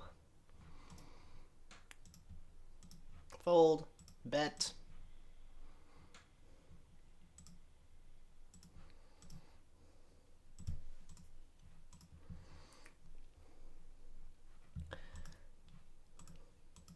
I think that the reason that like you're supposed in theory you're supposed to 3-bet 22%, and or something like that at 100 bigs. I think at 200 it's a little less. And it's like very easy to hit like all that suited stuff, which I feel like I've been hitting like almost everything. But I think what gets you is like all of that offsuit stuff on the left side of the range is doing it at some frequency, whether it's 10 or 25%. It's doing it. Like I don't even know like 5-4 suited does, but that's the stuff that you miss that adds up to, you know, not. I cannot speak at the moment. I'm sorry. That's what adds up to dude, what is going on?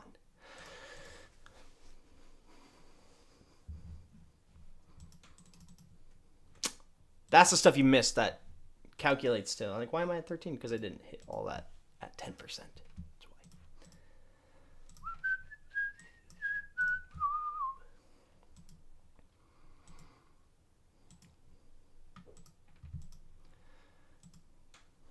All right, we're going to give it up. Interesting. Clubs. Like, is Jack X and 10X too little? Like, we have all of that to bluff. Is that going to be enough? Probably not, but I don't know. I think I'm in my head a little bit too about over bluffing now.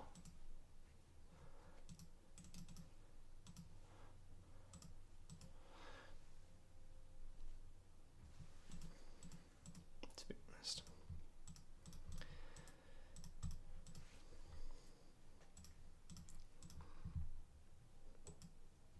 I don't think he's going to float 8s or 7s on the flop.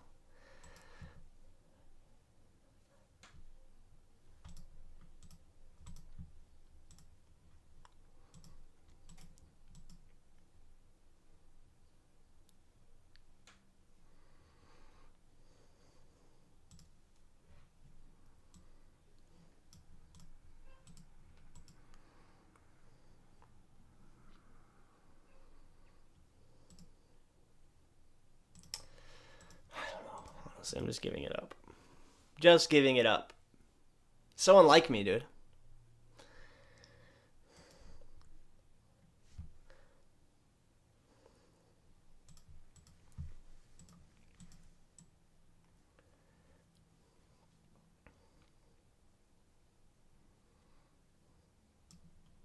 Maybe if we're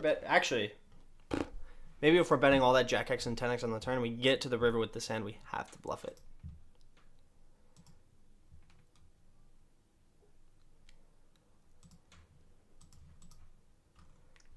Then of course we're gonna have to have checks, whatever.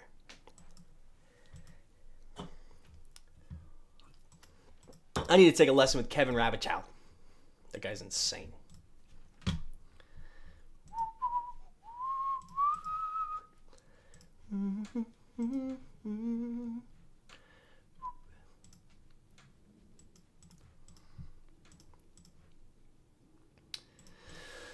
I'm almost 3-betting twice as much as him.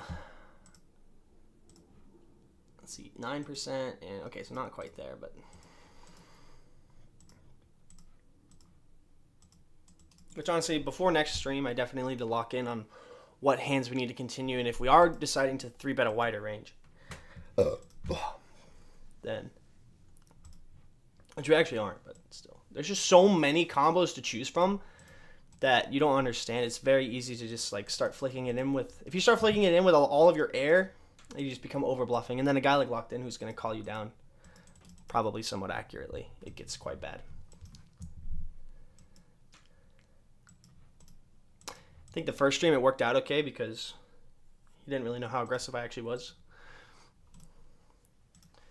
Okay, we're gonna check.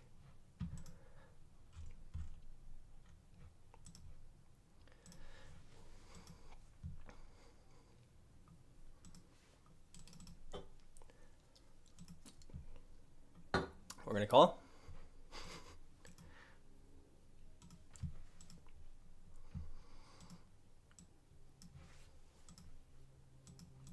We're gonna fold.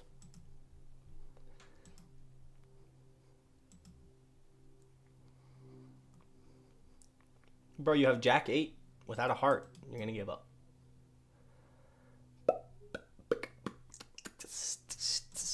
Why would a flop? This is one we will be betting. I'm gonna sit back down.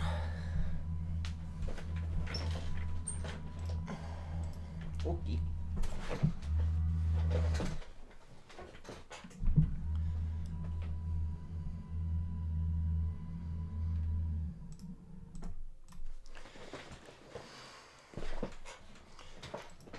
He calls, we turn a flush. Give this guy quads and then make the river the 8 of hearts. Is that too much to ask for? Wee. It's honestly very difficult to talk like all this time as well. I feel like I oftentimes repeat myself, and then half the time I'm not making any sense. So appreciate you guys sticking with me. He did like tank call flop, which I thought was quite interesting.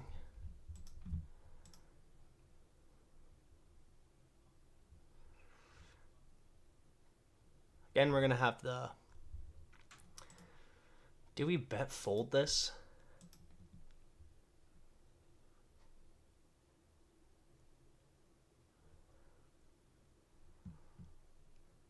I think that's fine to put like some of the worst flushes in the 75. And then we have boats and like nut flushes in our jam range.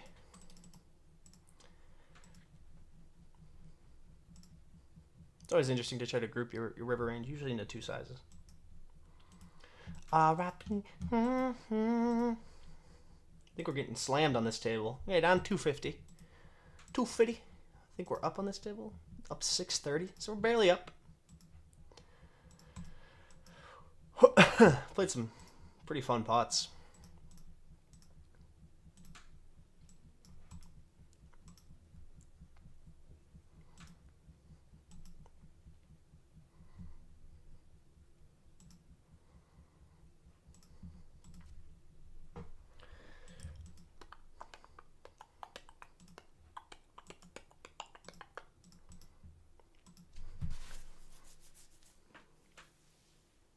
Getting a haircut later. Oh boy, look at this mop.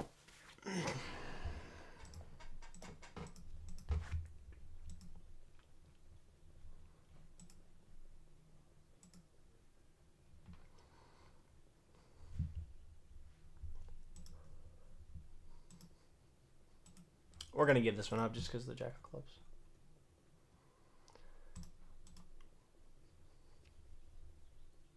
Tell me I'm me.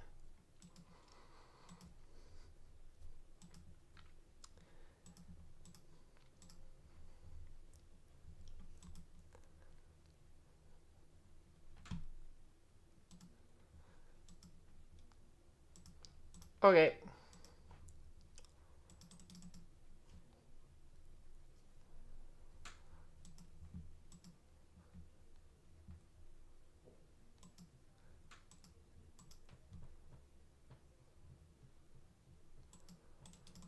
few raises. Do we ever just dunk it in here? What a turn. We love that. We love that so much. Check. Okay, roll a 20. I'm gonna 4-bet this 7 times.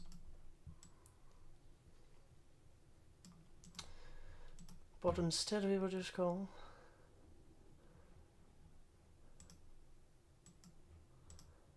Oh yeah, we've been getting in there for the tree bets.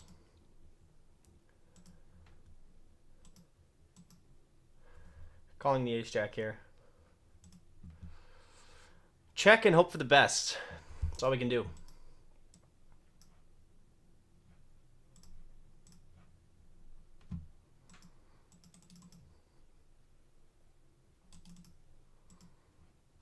We win.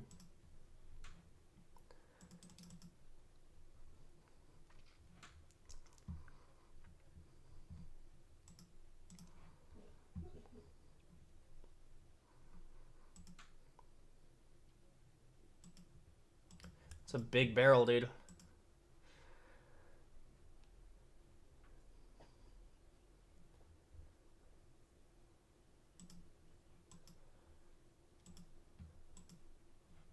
That is quite a large barrel.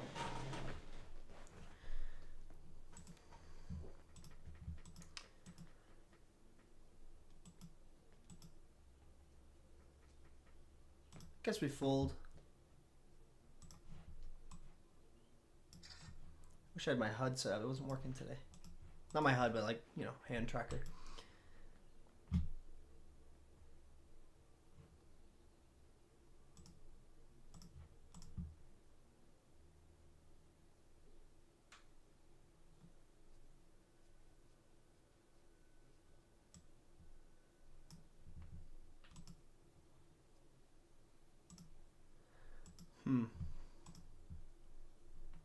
We would have called on the river too. Basically, like if we call turn any jams, we're just gonna call it off.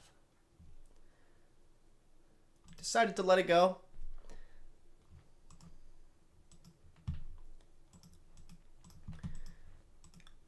It's because he uses quite a large size.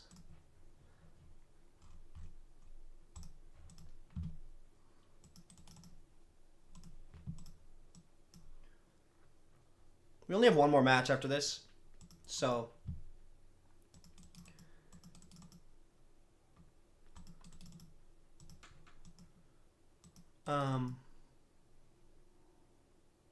he's coming in. I assume he's actually adjusting quite well to how much I'm 3-betting. But I would like to go back and see. It's kind of what I'm excited for, to see like if he noticeably is 4-bet bluffing more, which I think he is, because he's quite a competent guy. But if he's not, that's kind of wild. I assume he is, though, because he's 4-betting me a couple times. I just wonder if it's the top or if it's actually like bluffing hands, you know? Okay, 130 deep now, so it gets kind of. I said I would switch at 140 to something like 25, so I'm just gonna go with the 22 here. We're still not insanely deep. The ace.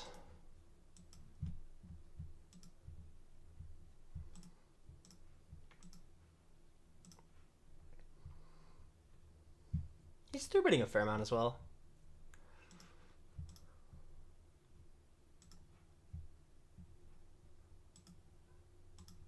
$144. It's like basically break even. No music today either. I usually have headphones in, but I'm locked in today.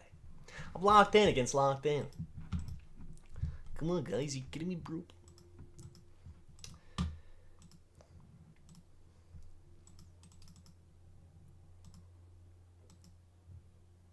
The deuce is so good here. Oh, no.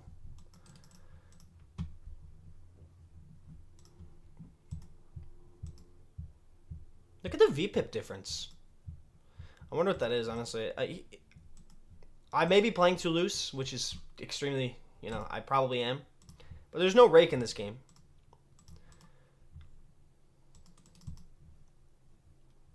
And, you know, I'm not 3-betting to where I need to be in theory, but neither is he. So that means I can just, like, open wider.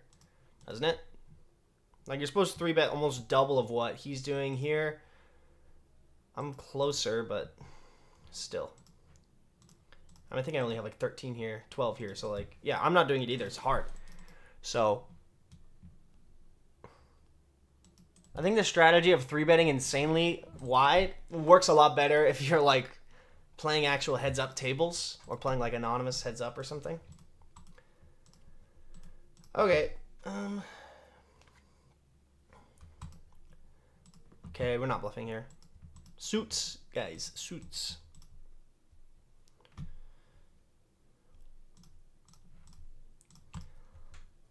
Give me a club. Give me the club.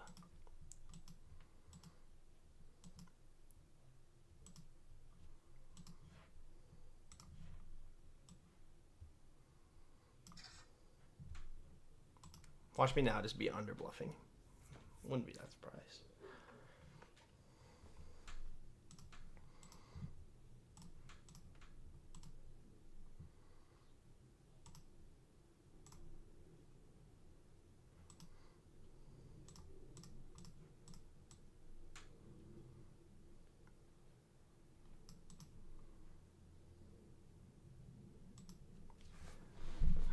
He can never have a straight here.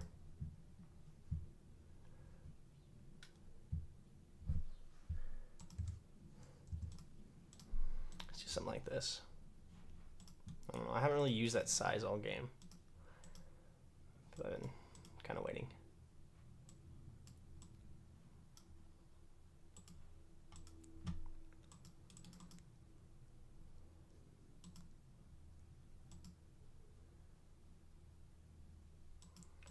We take it though, guys.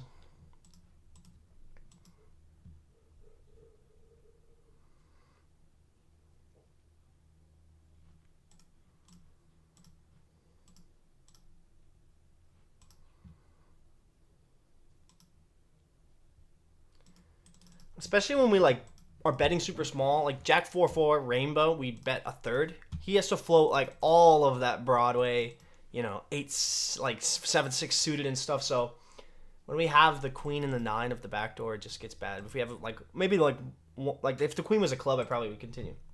But you know, queen 9 of clubs would be pretty awesome, pretty nice. We also block like it's not as important in the heads up style because he's supposed to call a lot of the offsuit stuff, so like blocking the suited top pairs isn't as apparent as it is in other spots.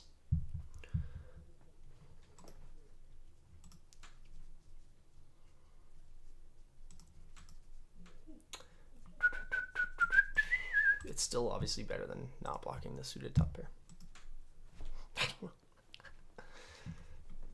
Honestly, I probably sound like an idiot right now to a lot of like really good players, but it's okay.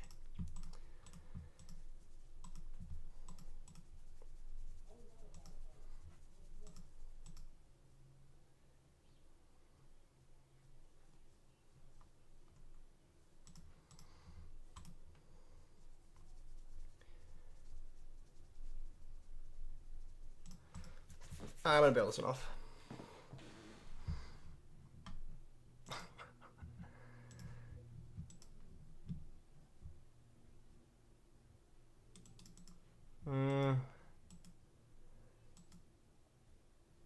Actually, I don't know.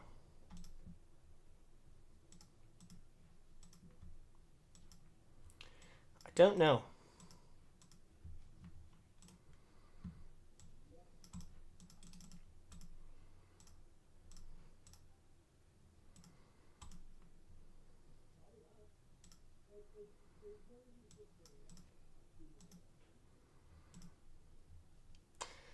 We're unblocking a lot of his folds here, so I think it's a reasonable thing to go for it here.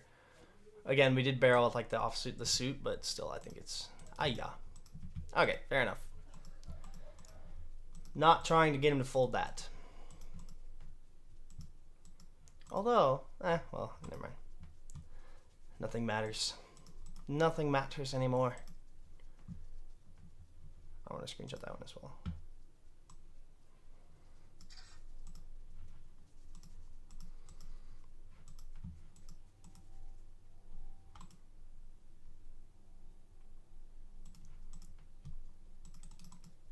The other thing too is we get to go a lot thinner for value heads up. So that allows us to obviously put more bluffs in there. Check, check, check, check, check, check, checkity, check. Bluff.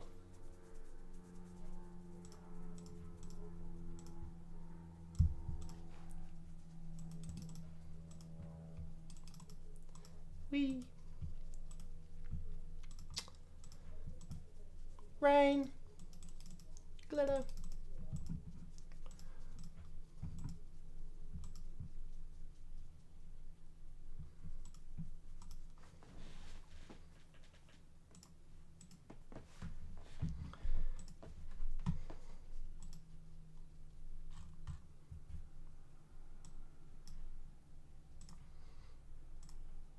I don't care that I rolled a 31.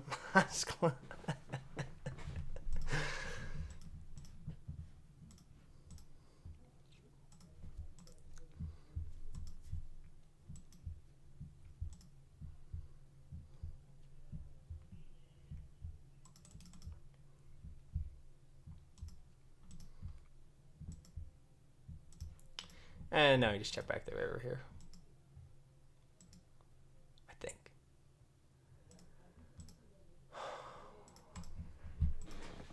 Actually, can we go thin here?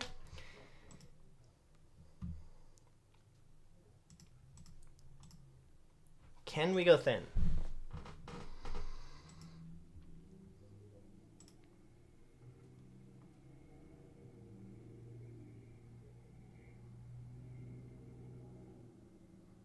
I'm gonna value one against like queen 10 off sometimes. That's about it, actually. So let's do it.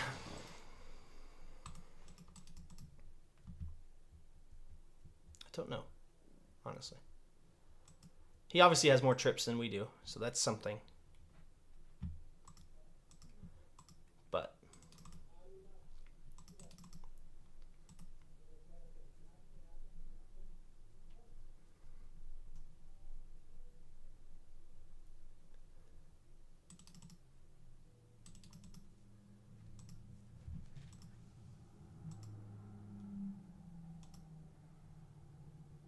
can we I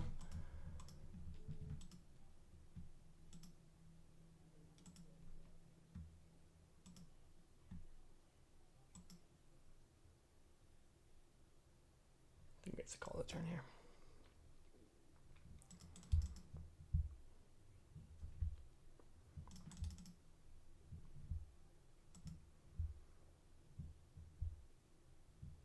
He calls. We get it done. Wow, king high. I mean, if he's calling us with that, then of course we're going to value bet any queen on the river. We do it.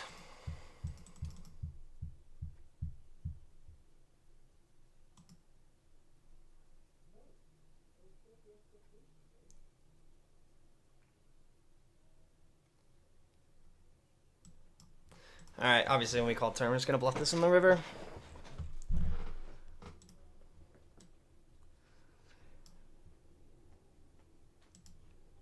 Yeah, I mean, we're going to get called by a flush. We're going to call you, but we're all... I think we're going to go all in. Oh, man.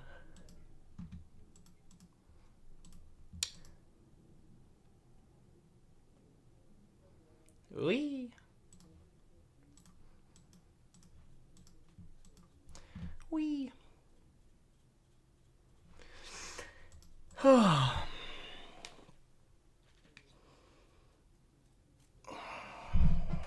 Uh-oh.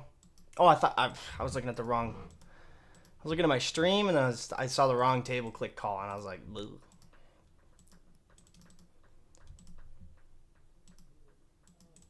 I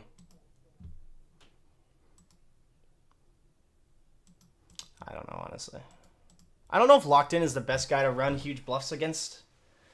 Of course, we have to have bluffs, and this one's fine. I just feel like he always kind of... Yeah. He puts it into... Okay, fair enough. That's extremely reasonable. I think he maybe gives me too much credit for bluffs sometimes.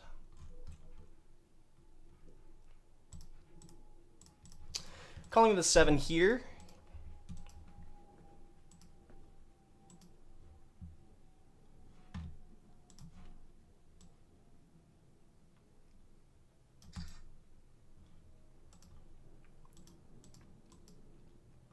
Like, perhaps I should try to take more creative lines against him, particularly.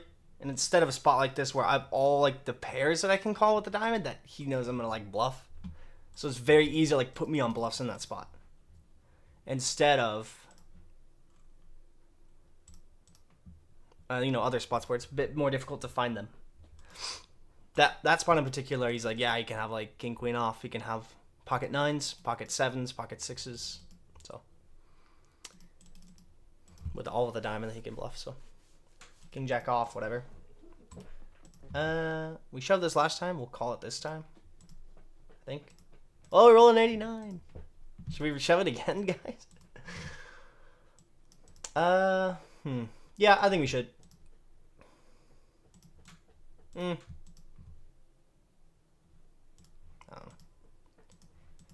Nice. We get it through. We get it through. I also lean on the course of shoving just because I've been 3-betting quite wide. So if he is adjusting, then we're shoving into a bit of a weaker range. Makes sense. We are down today. We are down 1,300.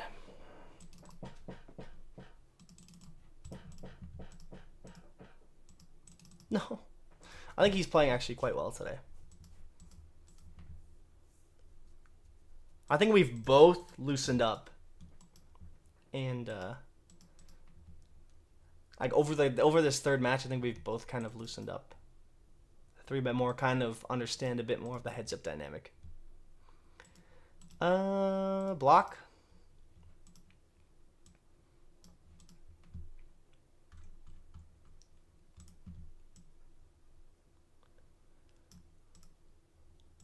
$13, $18.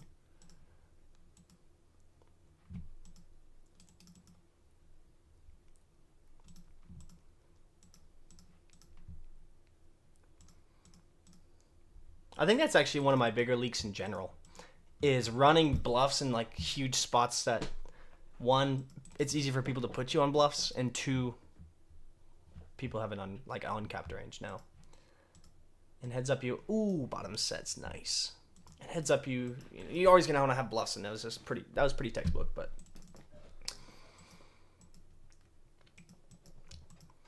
Yeah, we're gonna raise flop here.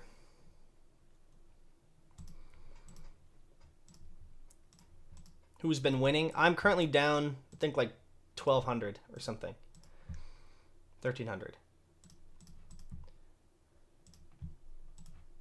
Maybe take it down. Oh.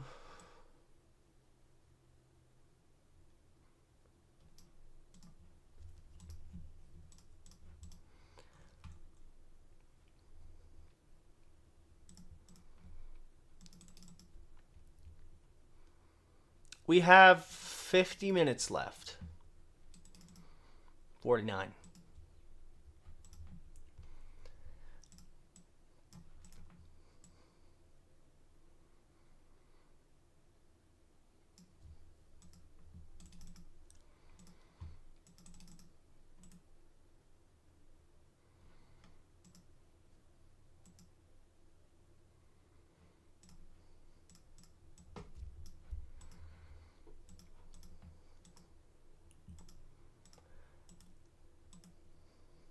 I think since this is a pretty good 2-pair combo, I think I'm gonna overbet.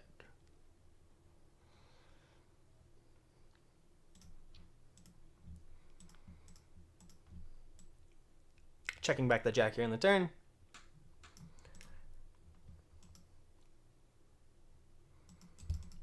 I'm excited to watch back the stream, honestly. Yeah.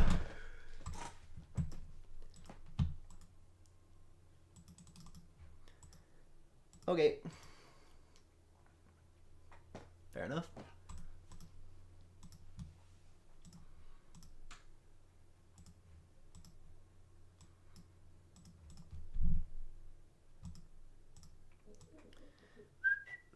Check raise in here.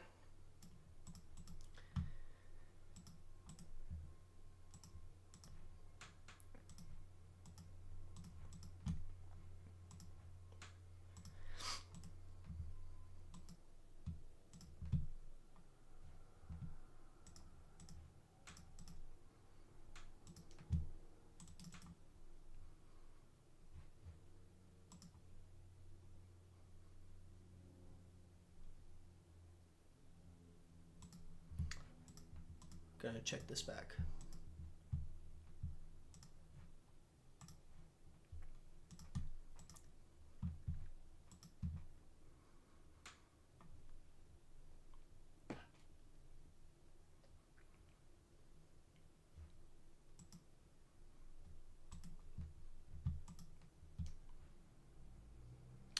Against half, it's not as attractive to call here. Or check raise. I think we still will, though, to be honest.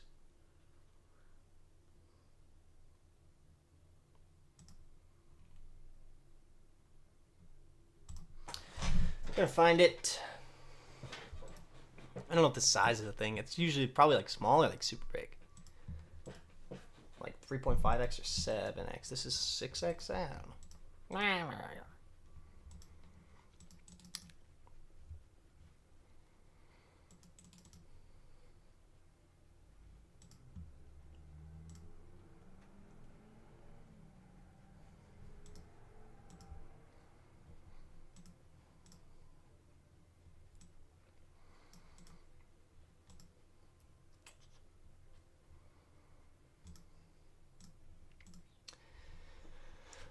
I'm gonna check this back here. Return the best card in the deck, probably.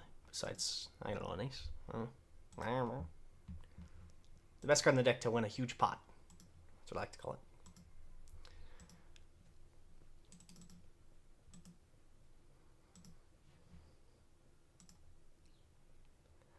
Calls river is a jack. I think we have to send it here.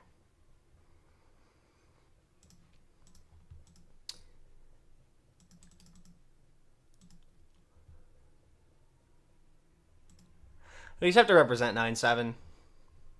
And I like 10-8, but like, even like 8-10-6 now is like an 8-6 is like, yeah. You know what I mean? So not having a bunch of value here is we have the nuts over here. I think we just send it here, honestly. I think we just send it.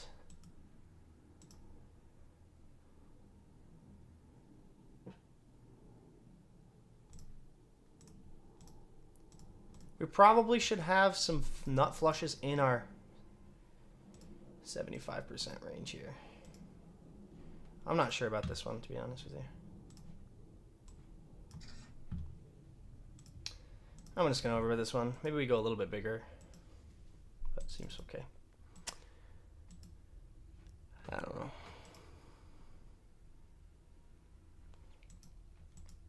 I actually don't mind the jack on the river, because a lot of my bluffs then check like jack 9, jack 7. Then they like check, so it kind of like lowers the count. I don't know. I have a 7. I block the nuts. I'm just gonna go all in and basically hope for the best.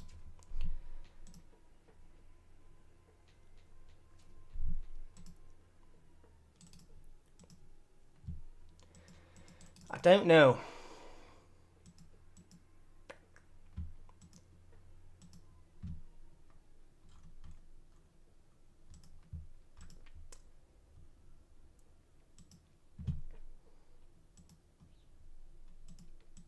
He sticks it in with the 10. Fair enough. That's why when we run hot, we get up like 5 buy-ins in like an hour.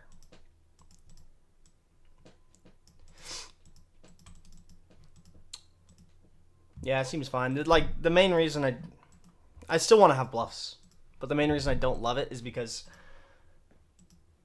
actually, well, if he's calling queen 10, then now all 2 pairs just shove for value, obviously.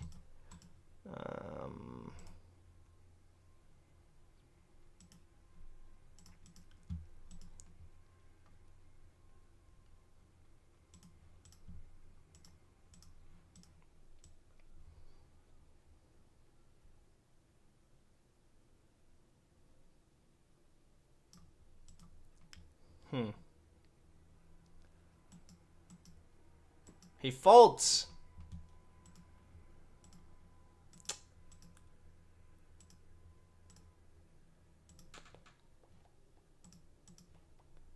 We've bluffed off our stack multiple times today.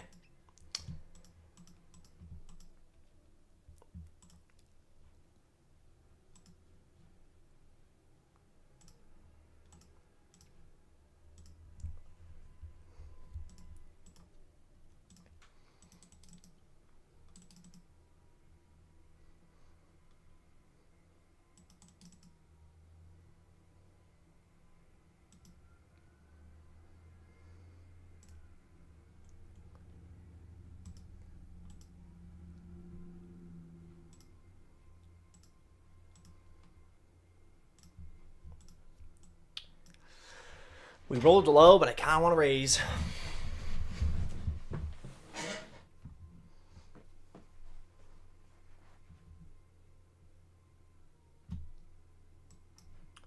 We will call.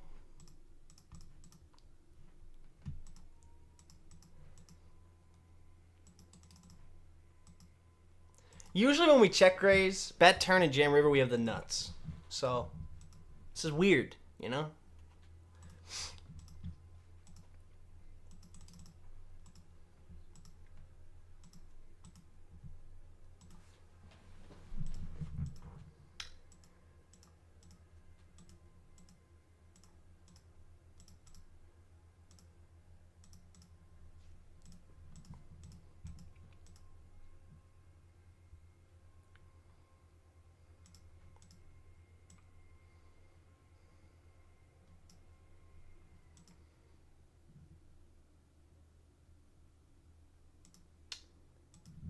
Don't know what to do there, honestly. The reason I didn't end up going for it is because I think when we like bet turn and jam river, like the folds come from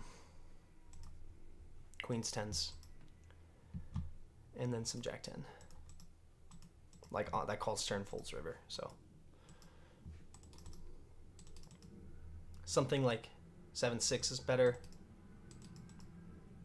10-7 suited, I think, maybe. Some ace-x. Ace-6.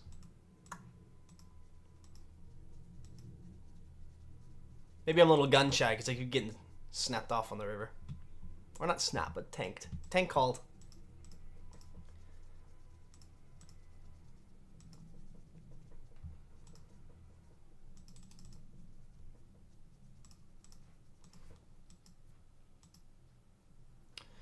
%, tree bet.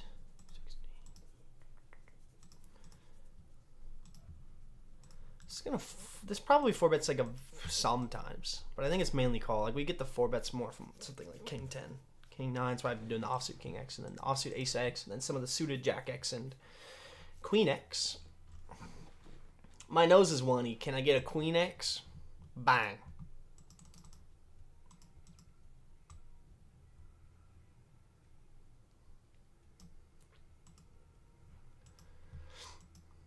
Four bet jam snap from queens. We have set.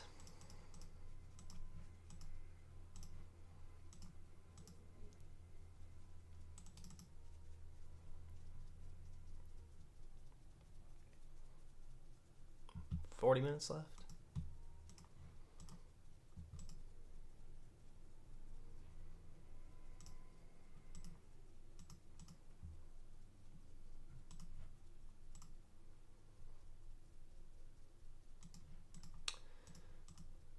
I'm gonna check here.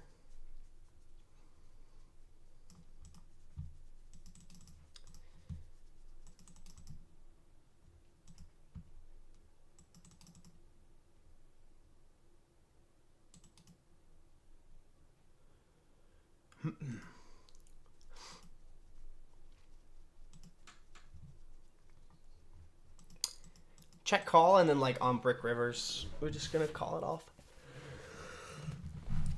And hope for the best. That's all we can do these days. In it. Ain't that rat.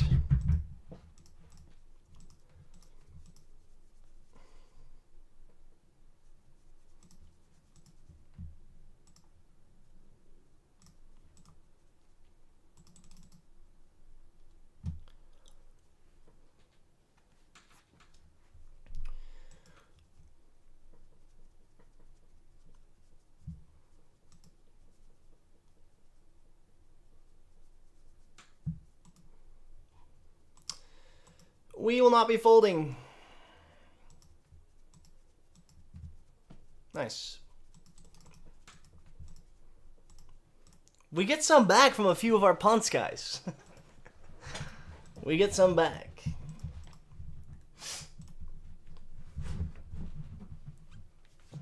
If we didn't have a diamond, I would have thought about it.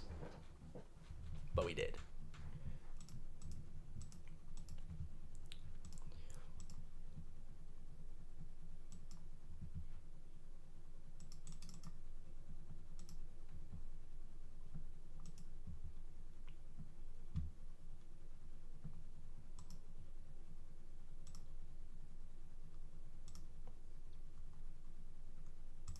I don't think I've been raising enough in position, honestly, in 3-bet pots.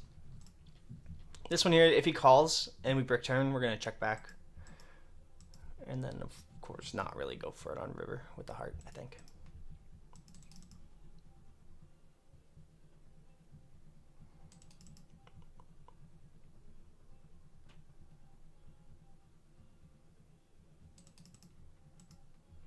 This is really bad for me. Because my raising range on the flop consists of pocket nines. Not only pocket jacks, because they should 4-bet pure, but like jack 9 suited, ace jack now. So it actually gets really bad for my raising range on the flop.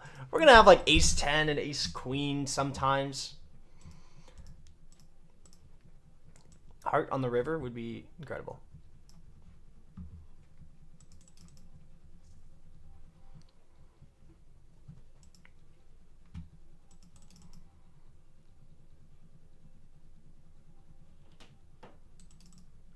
Yeah, we're not going to bluff this. Pretty big part of his folding range here is going to be just the 7x, 6x of hearts. Stuff that he 3-bets. So. Also, this line is like, it's pretty hard to have this line make sense. Like, when we bet here, I guess we can do like ace queen, but like ace 10 even is like, ooh, like, maybe against him because he calls down, which I don't know. Nonetheless, I just think he doesn't end up here with king 7, king 6, queen 7, queen 6, 10 6, 10 7, 7 6, 7 8, 7 4 of hearts, because we have those in our hand. For those of you that don't understand blocker effects.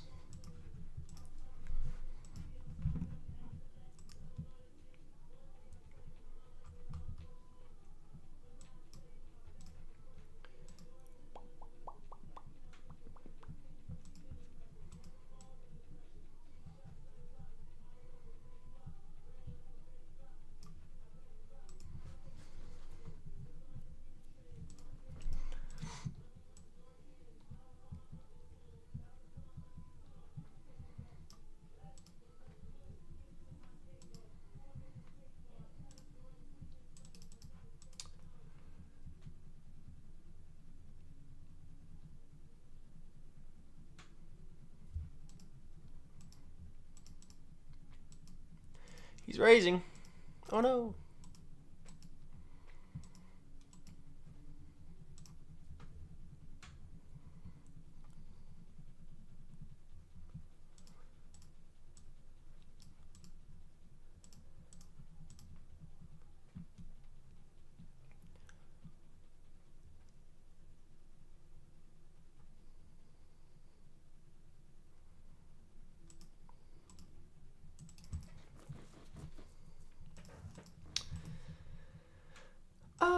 Let's throw a little king deuce in there.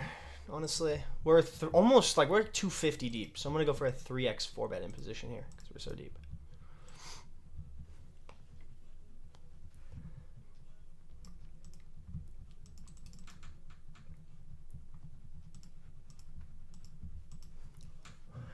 Check check against 2 9s. Wow, that's sick, dude.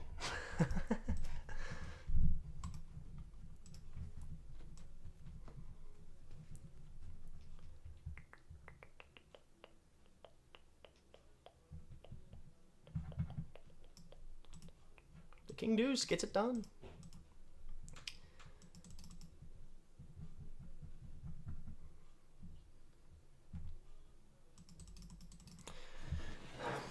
Against a jam, we really hate our life.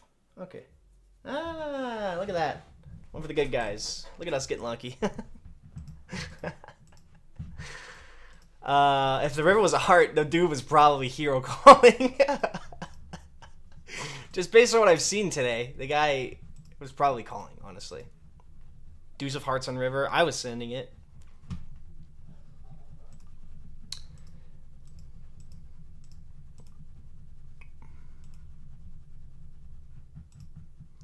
I was 3-betting a fair amount.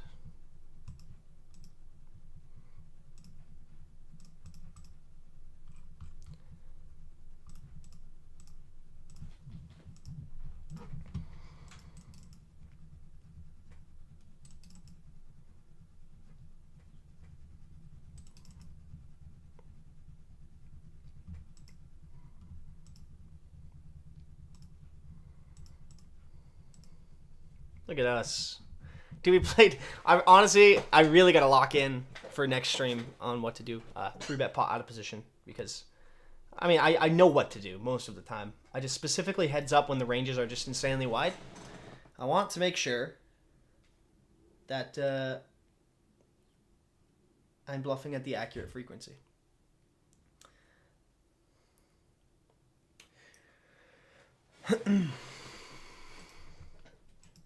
And making sure I'm not like giving up hands I should always be calling or vice versa, whatever.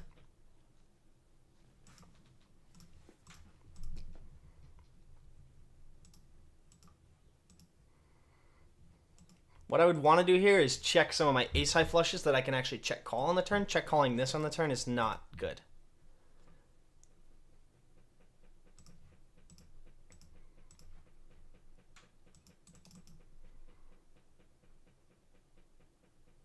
I actually think the in-position player has an advantage of King X. Like, yes, we have Ace-King, but they don't really 4-bet a lot of their King X a whole lot. A little bit of the offsuit stuff, but and then I think in theory, we don't really 3-bet all the suited King X all the time. Like, we do a fair amount, to be honest. We both have a lot of trips here. I just think we have the offsuits. I don't know. All I know is I have spades and I'm not bluffing. Wee.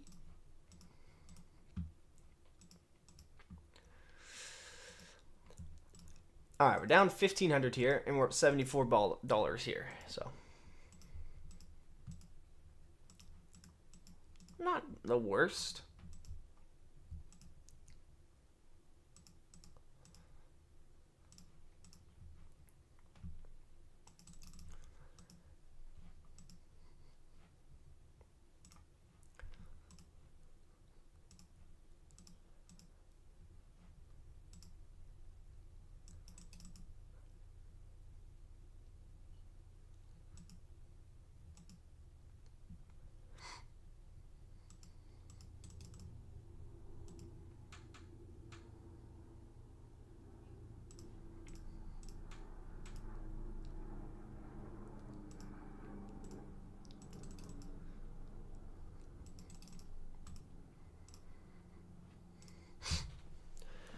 I gotta pee again, dude. I gotta stop drinking so much water while I'm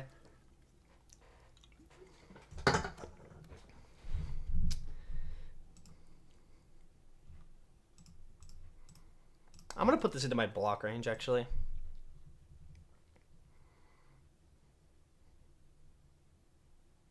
I'm gonna put a little 8x into my block range so then I can jam when he raises.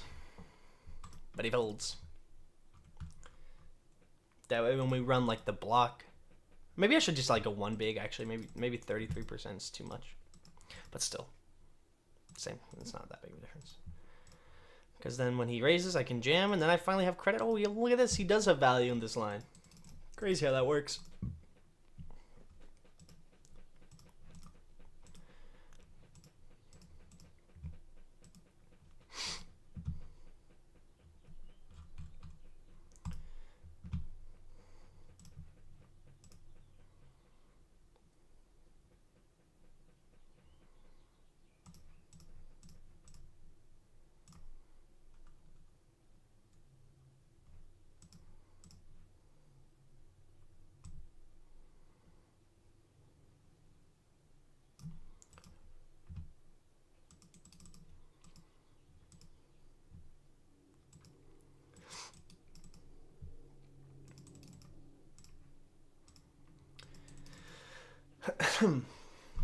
We have a bluff.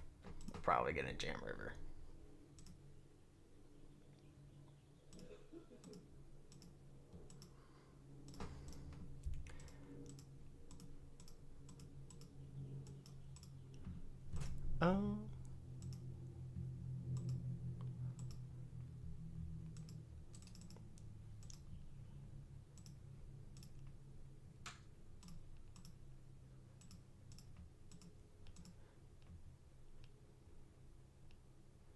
Yeah.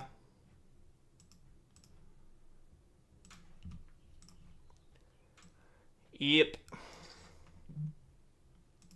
Uh-oh. Okay. Didn't even think about it.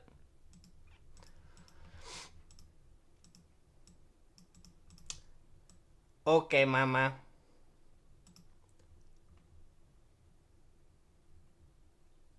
I think that's fine by me. It's funny when he's. I think his call is obviously fine. We're donating to him today, though. What is this? 3-bet pot. Could probably play some raises here with Ace Jack, honestly.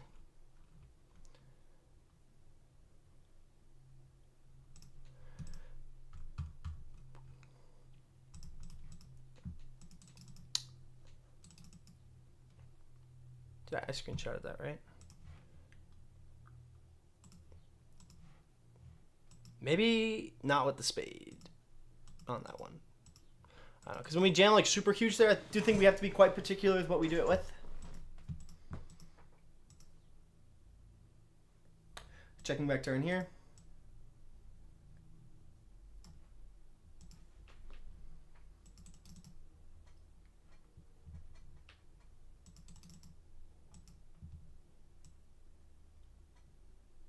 Also, if he never folds a queen there, I don't know if he's like gonna call queen 7 and not call queen 10 or queen 9, but then it gets really bad, of course.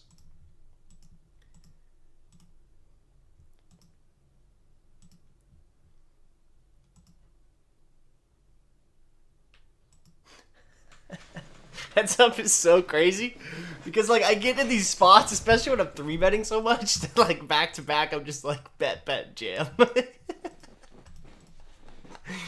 You know, it's kind of funny. I think we just check back our ace here. There's nothing we're really gonna get. Nothing we're really gonna get called by that's worse. So. Holy Christ. That's a wild float, bro.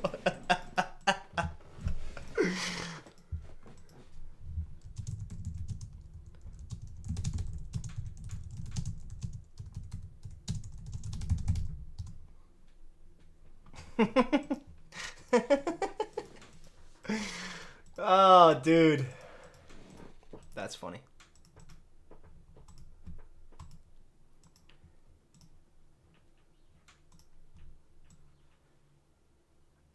Maybe we try to get away with like a block. Does he ever fold a jack to a block? Probably not. Block like 5-5. I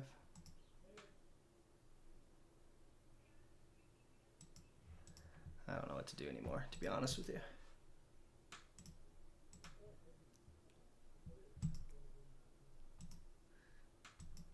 King 3 of hearts. Holy smokes. Holy. That's wild. 6s, bro. 6s are good.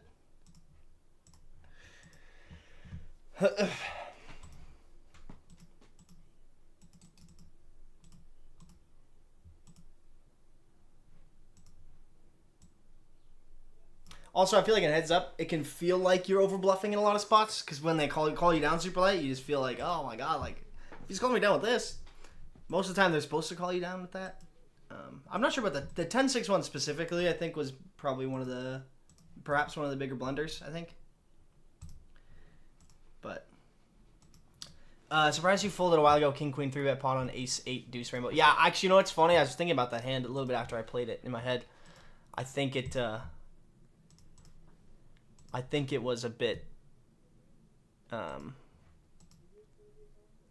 I think it was a bit too tight of a fold for sure. In my head, I was like, "Do we just want a spade?" But we just like are ahead of a lot of stuff. So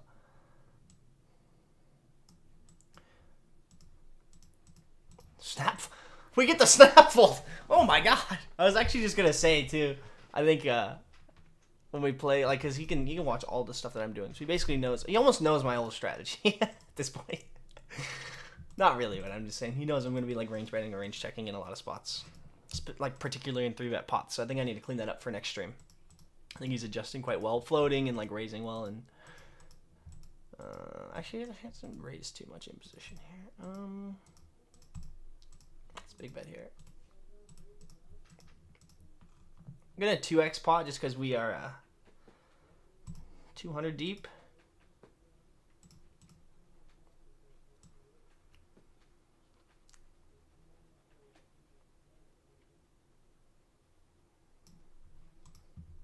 Yeah, we just fold against that.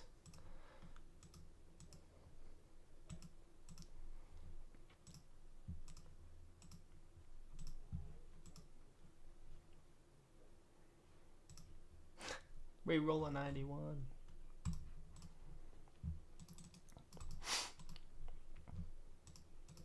It's probably too bad. It's actually probably bad to start 3-betting something like this pure. I think I've 3-bet this hand like every time I've played it.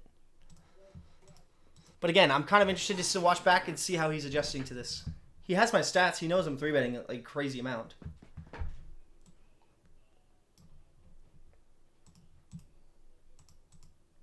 Because not only should you be obviously probably calling a little bit wider, but you need to be 4-betting very aggressively.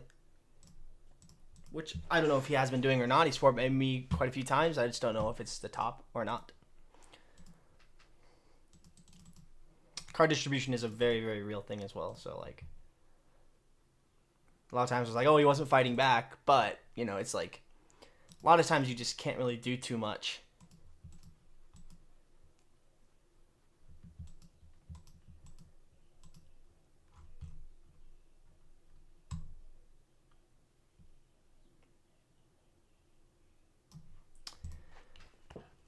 Checking here on the turn.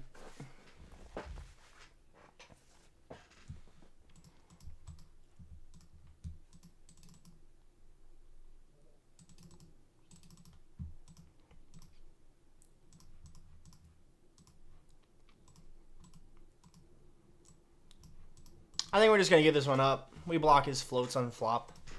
Even though a lot of that is going to be gutters, but stuff like Queen 6 of clubs and whatever. You know, 8-6 of hearts. When we get to the river here, what are we going to want to bluff?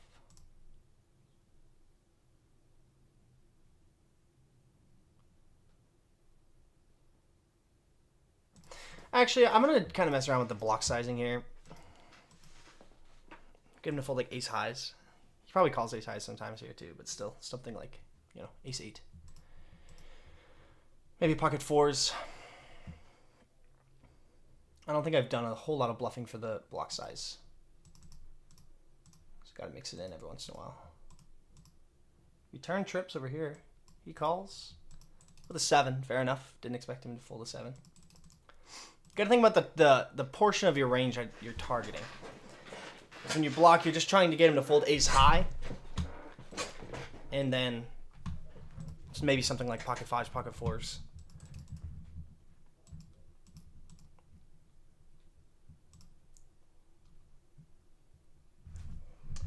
You can go like quarter.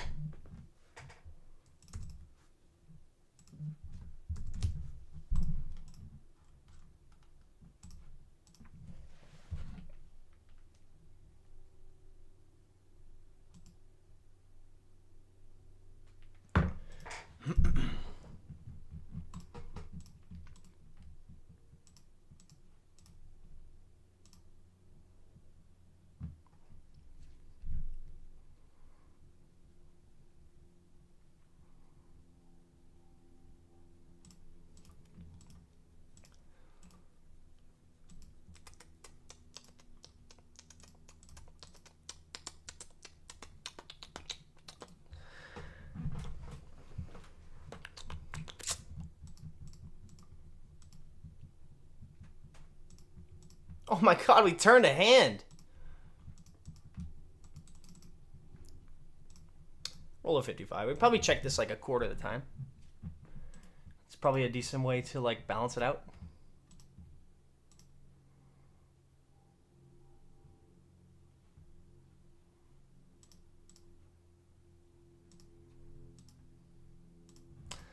Block seems okay here. We can probably go B75 as well. But I think we can block and then jam rivers fine.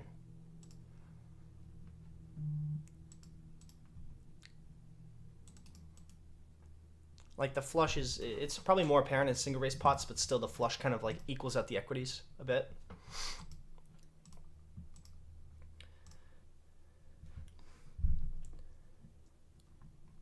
Yeah, I think his UPIP is too low as well.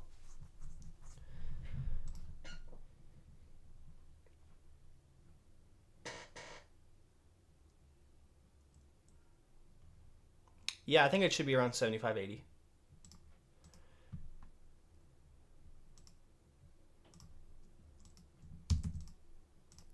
I'm gonna do this, honestly.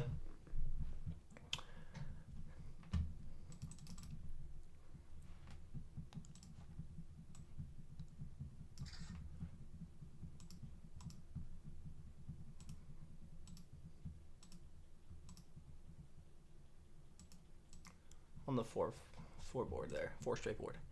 If he jams, like, well, obviously we're not folding, but I think he perhaps can turn like 5x into a bluff. I don't know if he will, but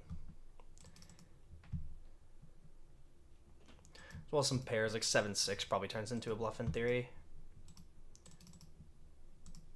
Just blocking the boat, just trying to be all cool with them blockers and look cool like they do in the sim, like I like to do in game and get snapped.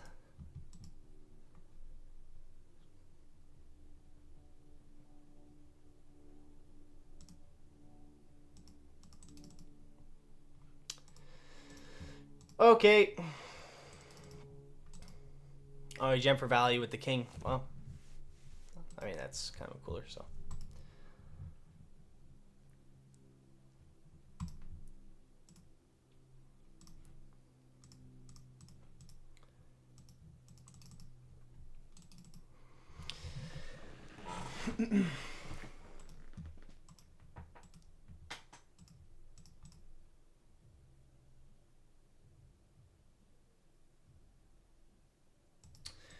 I'm interested to see what there he is with the king high.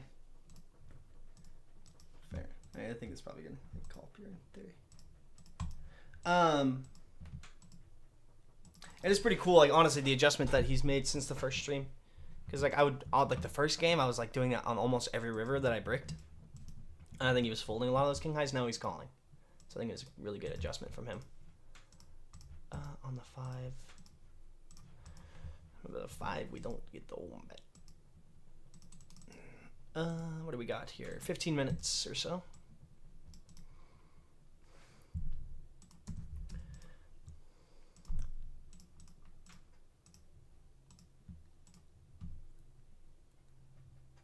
Let's play a 4 bet here.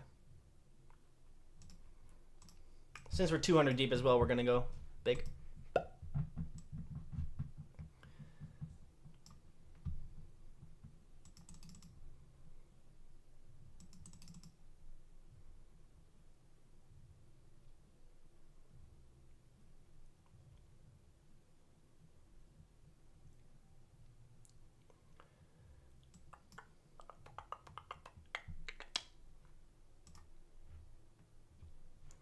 We muck it. Do we win against 8-6? Oh, so sick. Oh no, we chop. I thought he won.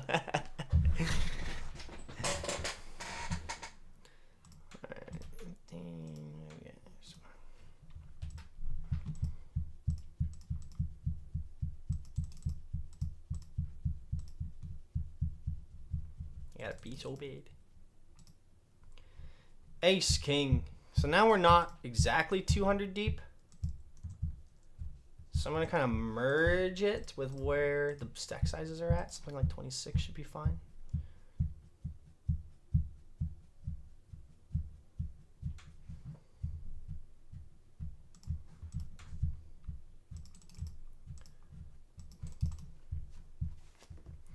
It's always the second time that you're not gonna bluff, right? If you do it twice in a row, it's the second time.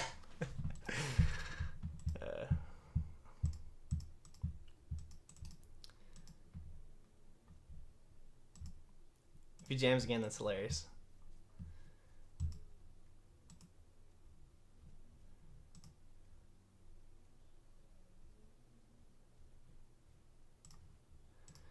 All right. Good luck. Flip it. We are flippity skippity.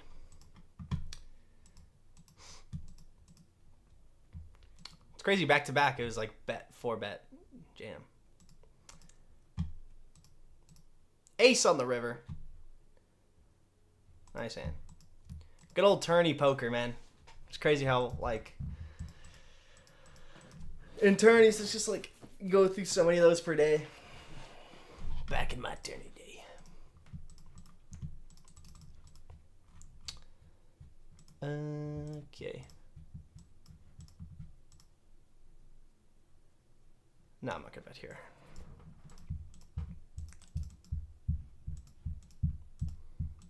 Gonna check back here as well.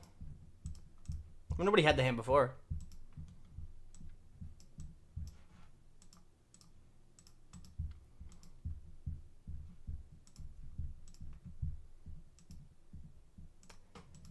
King high is good. Should bet for value. We got 10 minutes or so.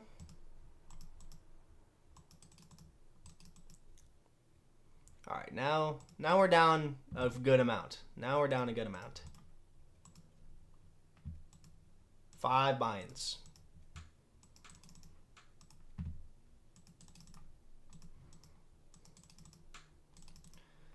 Quite a large percentage of that comes from that flip, not gonna lie. Yep. Oh, overbet. Okay, so here I'm gonna like ace-9 and down. Actually, I'm gonna check back this ace. Check back to ace.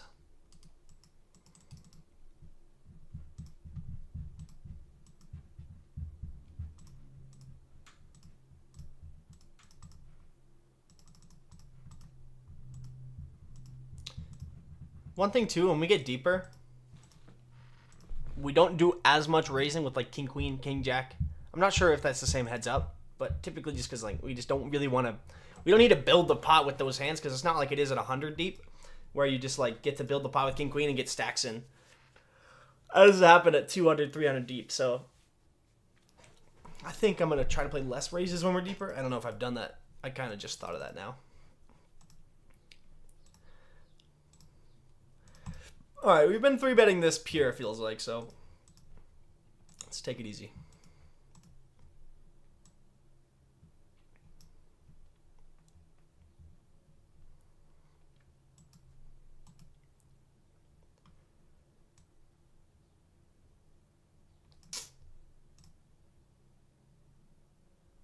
Nah, I think it's oh wow. Not sure if we want to bet this one or check this one. Not sure at all.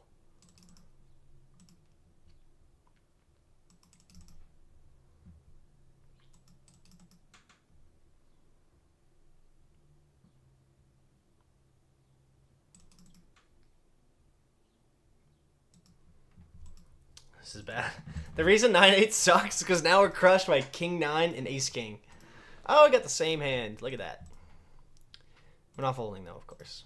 I expect him to be super aggressive here because we never have ace king, and he knows that. I know that. 9-8 will never hit the muck though, of course. Not here. I'm talking like river if he shoves or whatever. We call. We call. You can also shove worse for value, so that means we never fold. I was never thinking about folding this. I was just saying, this is why 9-8 is kind of like the nut low suited connector.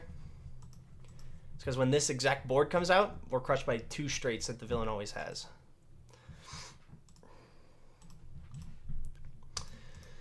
We get him. I almost folded flop too. I don't even know if we're supposed to call flop or not. I think we have to, right? I don't even know. In a lot of spots, like 9-8 doesn't call there because when it does hit the straight, it's crushed by some hands, so.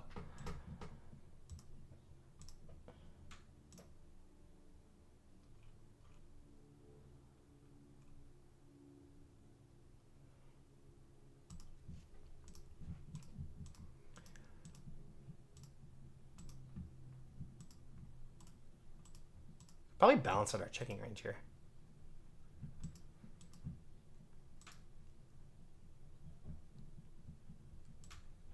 I don't know. Just gonna barrel.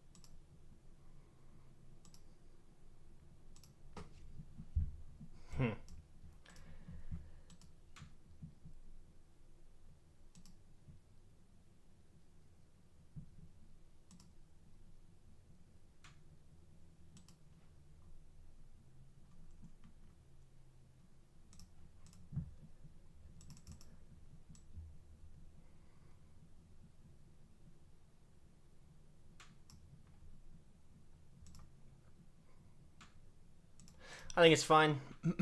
Honestly, I think it's fine. Oh. Okay, well. Morton getting him to fold trips, my dudes.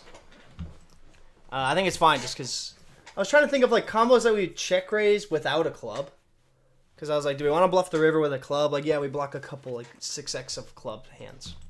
But he's probably calling us down with every single pair on the turn. Okay, here. Check. So, like, we're going to have a lot of, like, a very large portion of our check raise bluffing range is either going to be 2 clubs or 1 club hands. Or, like, backdoor diamonds. So we can almost, like, we can follow through with the backdoor diamonds, of course. I think. Yeah, like, on the river we can. And then, like, some of the 1 club hands, obviously ones that perhaps aren't as apparent. Like a 6, I think it's fine. But we're not targeting to. We're not trying to get him to ever to fold trips. We're trying to get him to fold a 5, 6s, you know, a 7. Even some ace-x. I think that.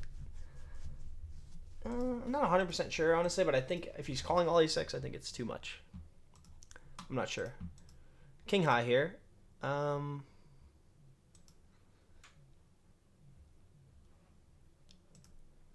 We have all of our ace high to call.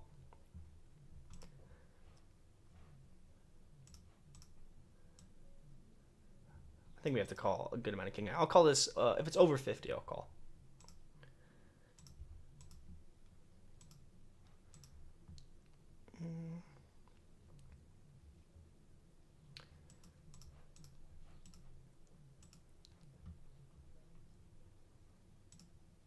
I already screenshotted this one, right? Yeah.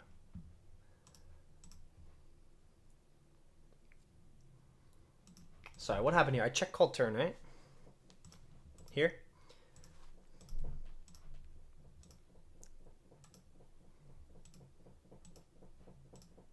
Okay.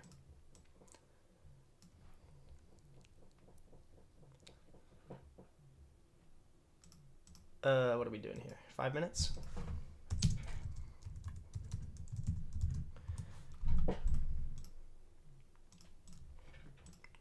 Can we overbid a queen for value?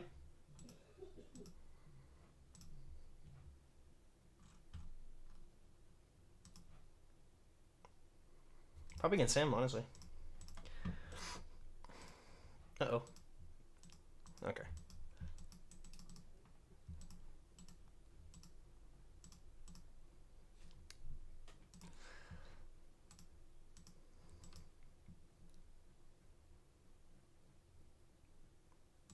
This probably isn't going to be one we're going to follow through with just because of these suits. It's kind of annoying, but like we kind of have to pay a bit of more attention to it. Because if he has a hand like Jack 10, King Queen, Queen Jack, King 10, of those backdoor suits, he should float here. Oh, we turn a pair, which is solid.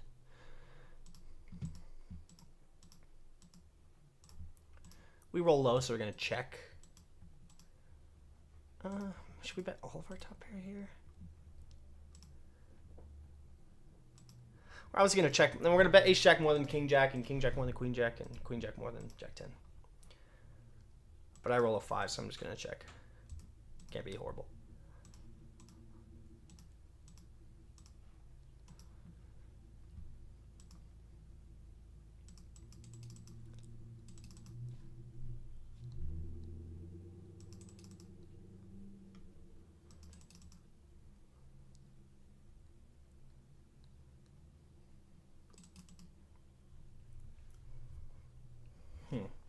Our hand isn't strong enough to check raise. If we had king jack, it probably would be. Yeah, I don't know. It's quite interesting. But this bet is just like very often like a lower pair that wants to. Like you see this a lot exploitatively with people just trying to check back the river. But like I don't necessarily think we're like insanely stoked if like we just start to like pile the money in with Jack 10 here. I think heads up it's actually not horrible. We probably get to lead on this river a fair amount as well. I don't think this hand really wants to do that though. I don't know. Deep 3-bet pots with wide ranges is fun. It's interesting to navigate for sure.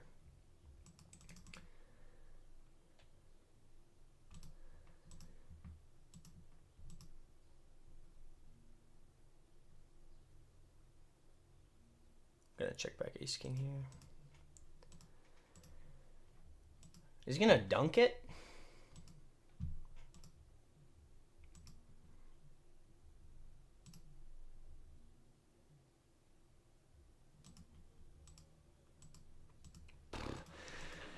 So now he's just repping a 3 or nothing. I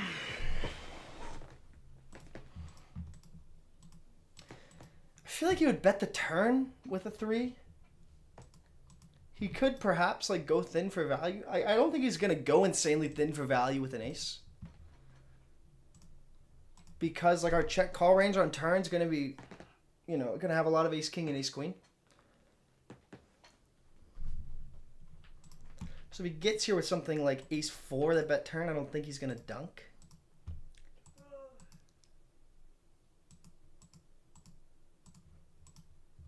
This is interesting, man. He's just repping a 3. Man, I wish the ace was a different color. But again, like, we're so deep. Is he going to use that size on the turn with a 3? Like, maybe. Like, he probably does fine, like, choosing both the sizes with a 3.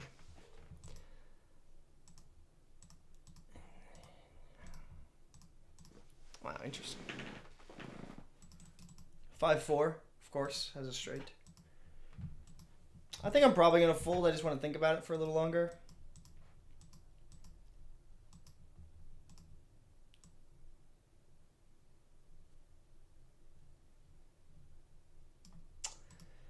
That's an interesting one.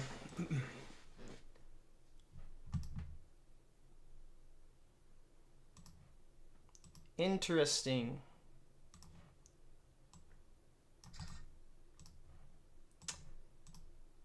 Oh, did not mean to do that.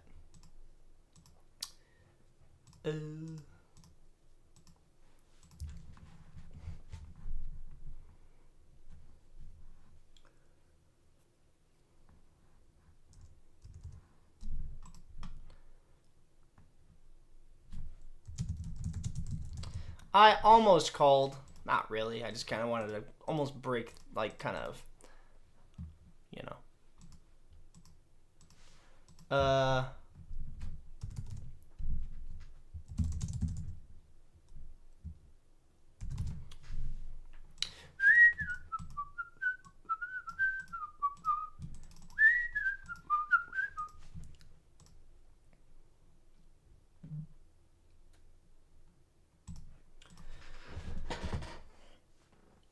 that was definitely an interesting one. Oh, please was I.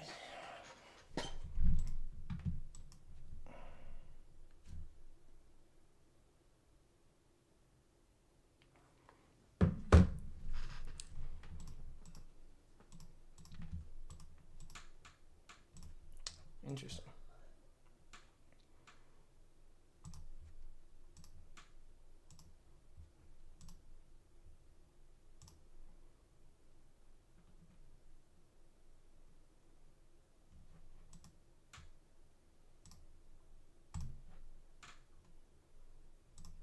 I'm going to bluff this on a club river.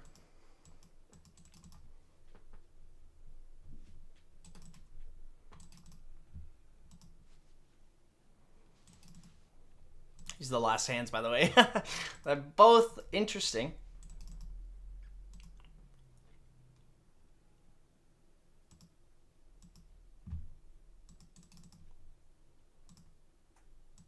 Yeah, I'm just gonna give it. When we've like, I'm bluffing this on a club river because when the club comes, we need to have barrels on the turn that aren't only club containing hands. But obviously when we follow through with this, I think that we're just gonna want to choose. Like we have all the offsuit stuff with the club and whatever. So with this one, just giving up. All right, that's it. We are down 26. We donated to the locked-in economy today. He played really good, honestly. We had some difficult spots. I'm interested to go back and look at the stream. How do we end 3-bet-wise? We ended 18% 3-bet, which is I think is pretty good. Like to go, I think last time we were like maybe at 10 or 11. Here we went 13, so not as high. Probably just card distribution stuff. 235 hands, 194. Wow, we played so many more hands on this table. That's interesting. Actually, it's probably accurate because we 3-bet more, therefore there's like more long pots. Anyway, I appreciate you guys tuning in. We'll be back, I think like maybe next Sunday, I think, will be the match 4. We lost quite a bit today. We had that huge flip with Ace King versus Queen, so like that was almost a 4 buy-in flip. So when we lose almost 5, like a little over 5 buy-ins, a large portion of that just comes from that flip. I thought we played pretty well. Like we're still firing in these spots even though we're getting called down.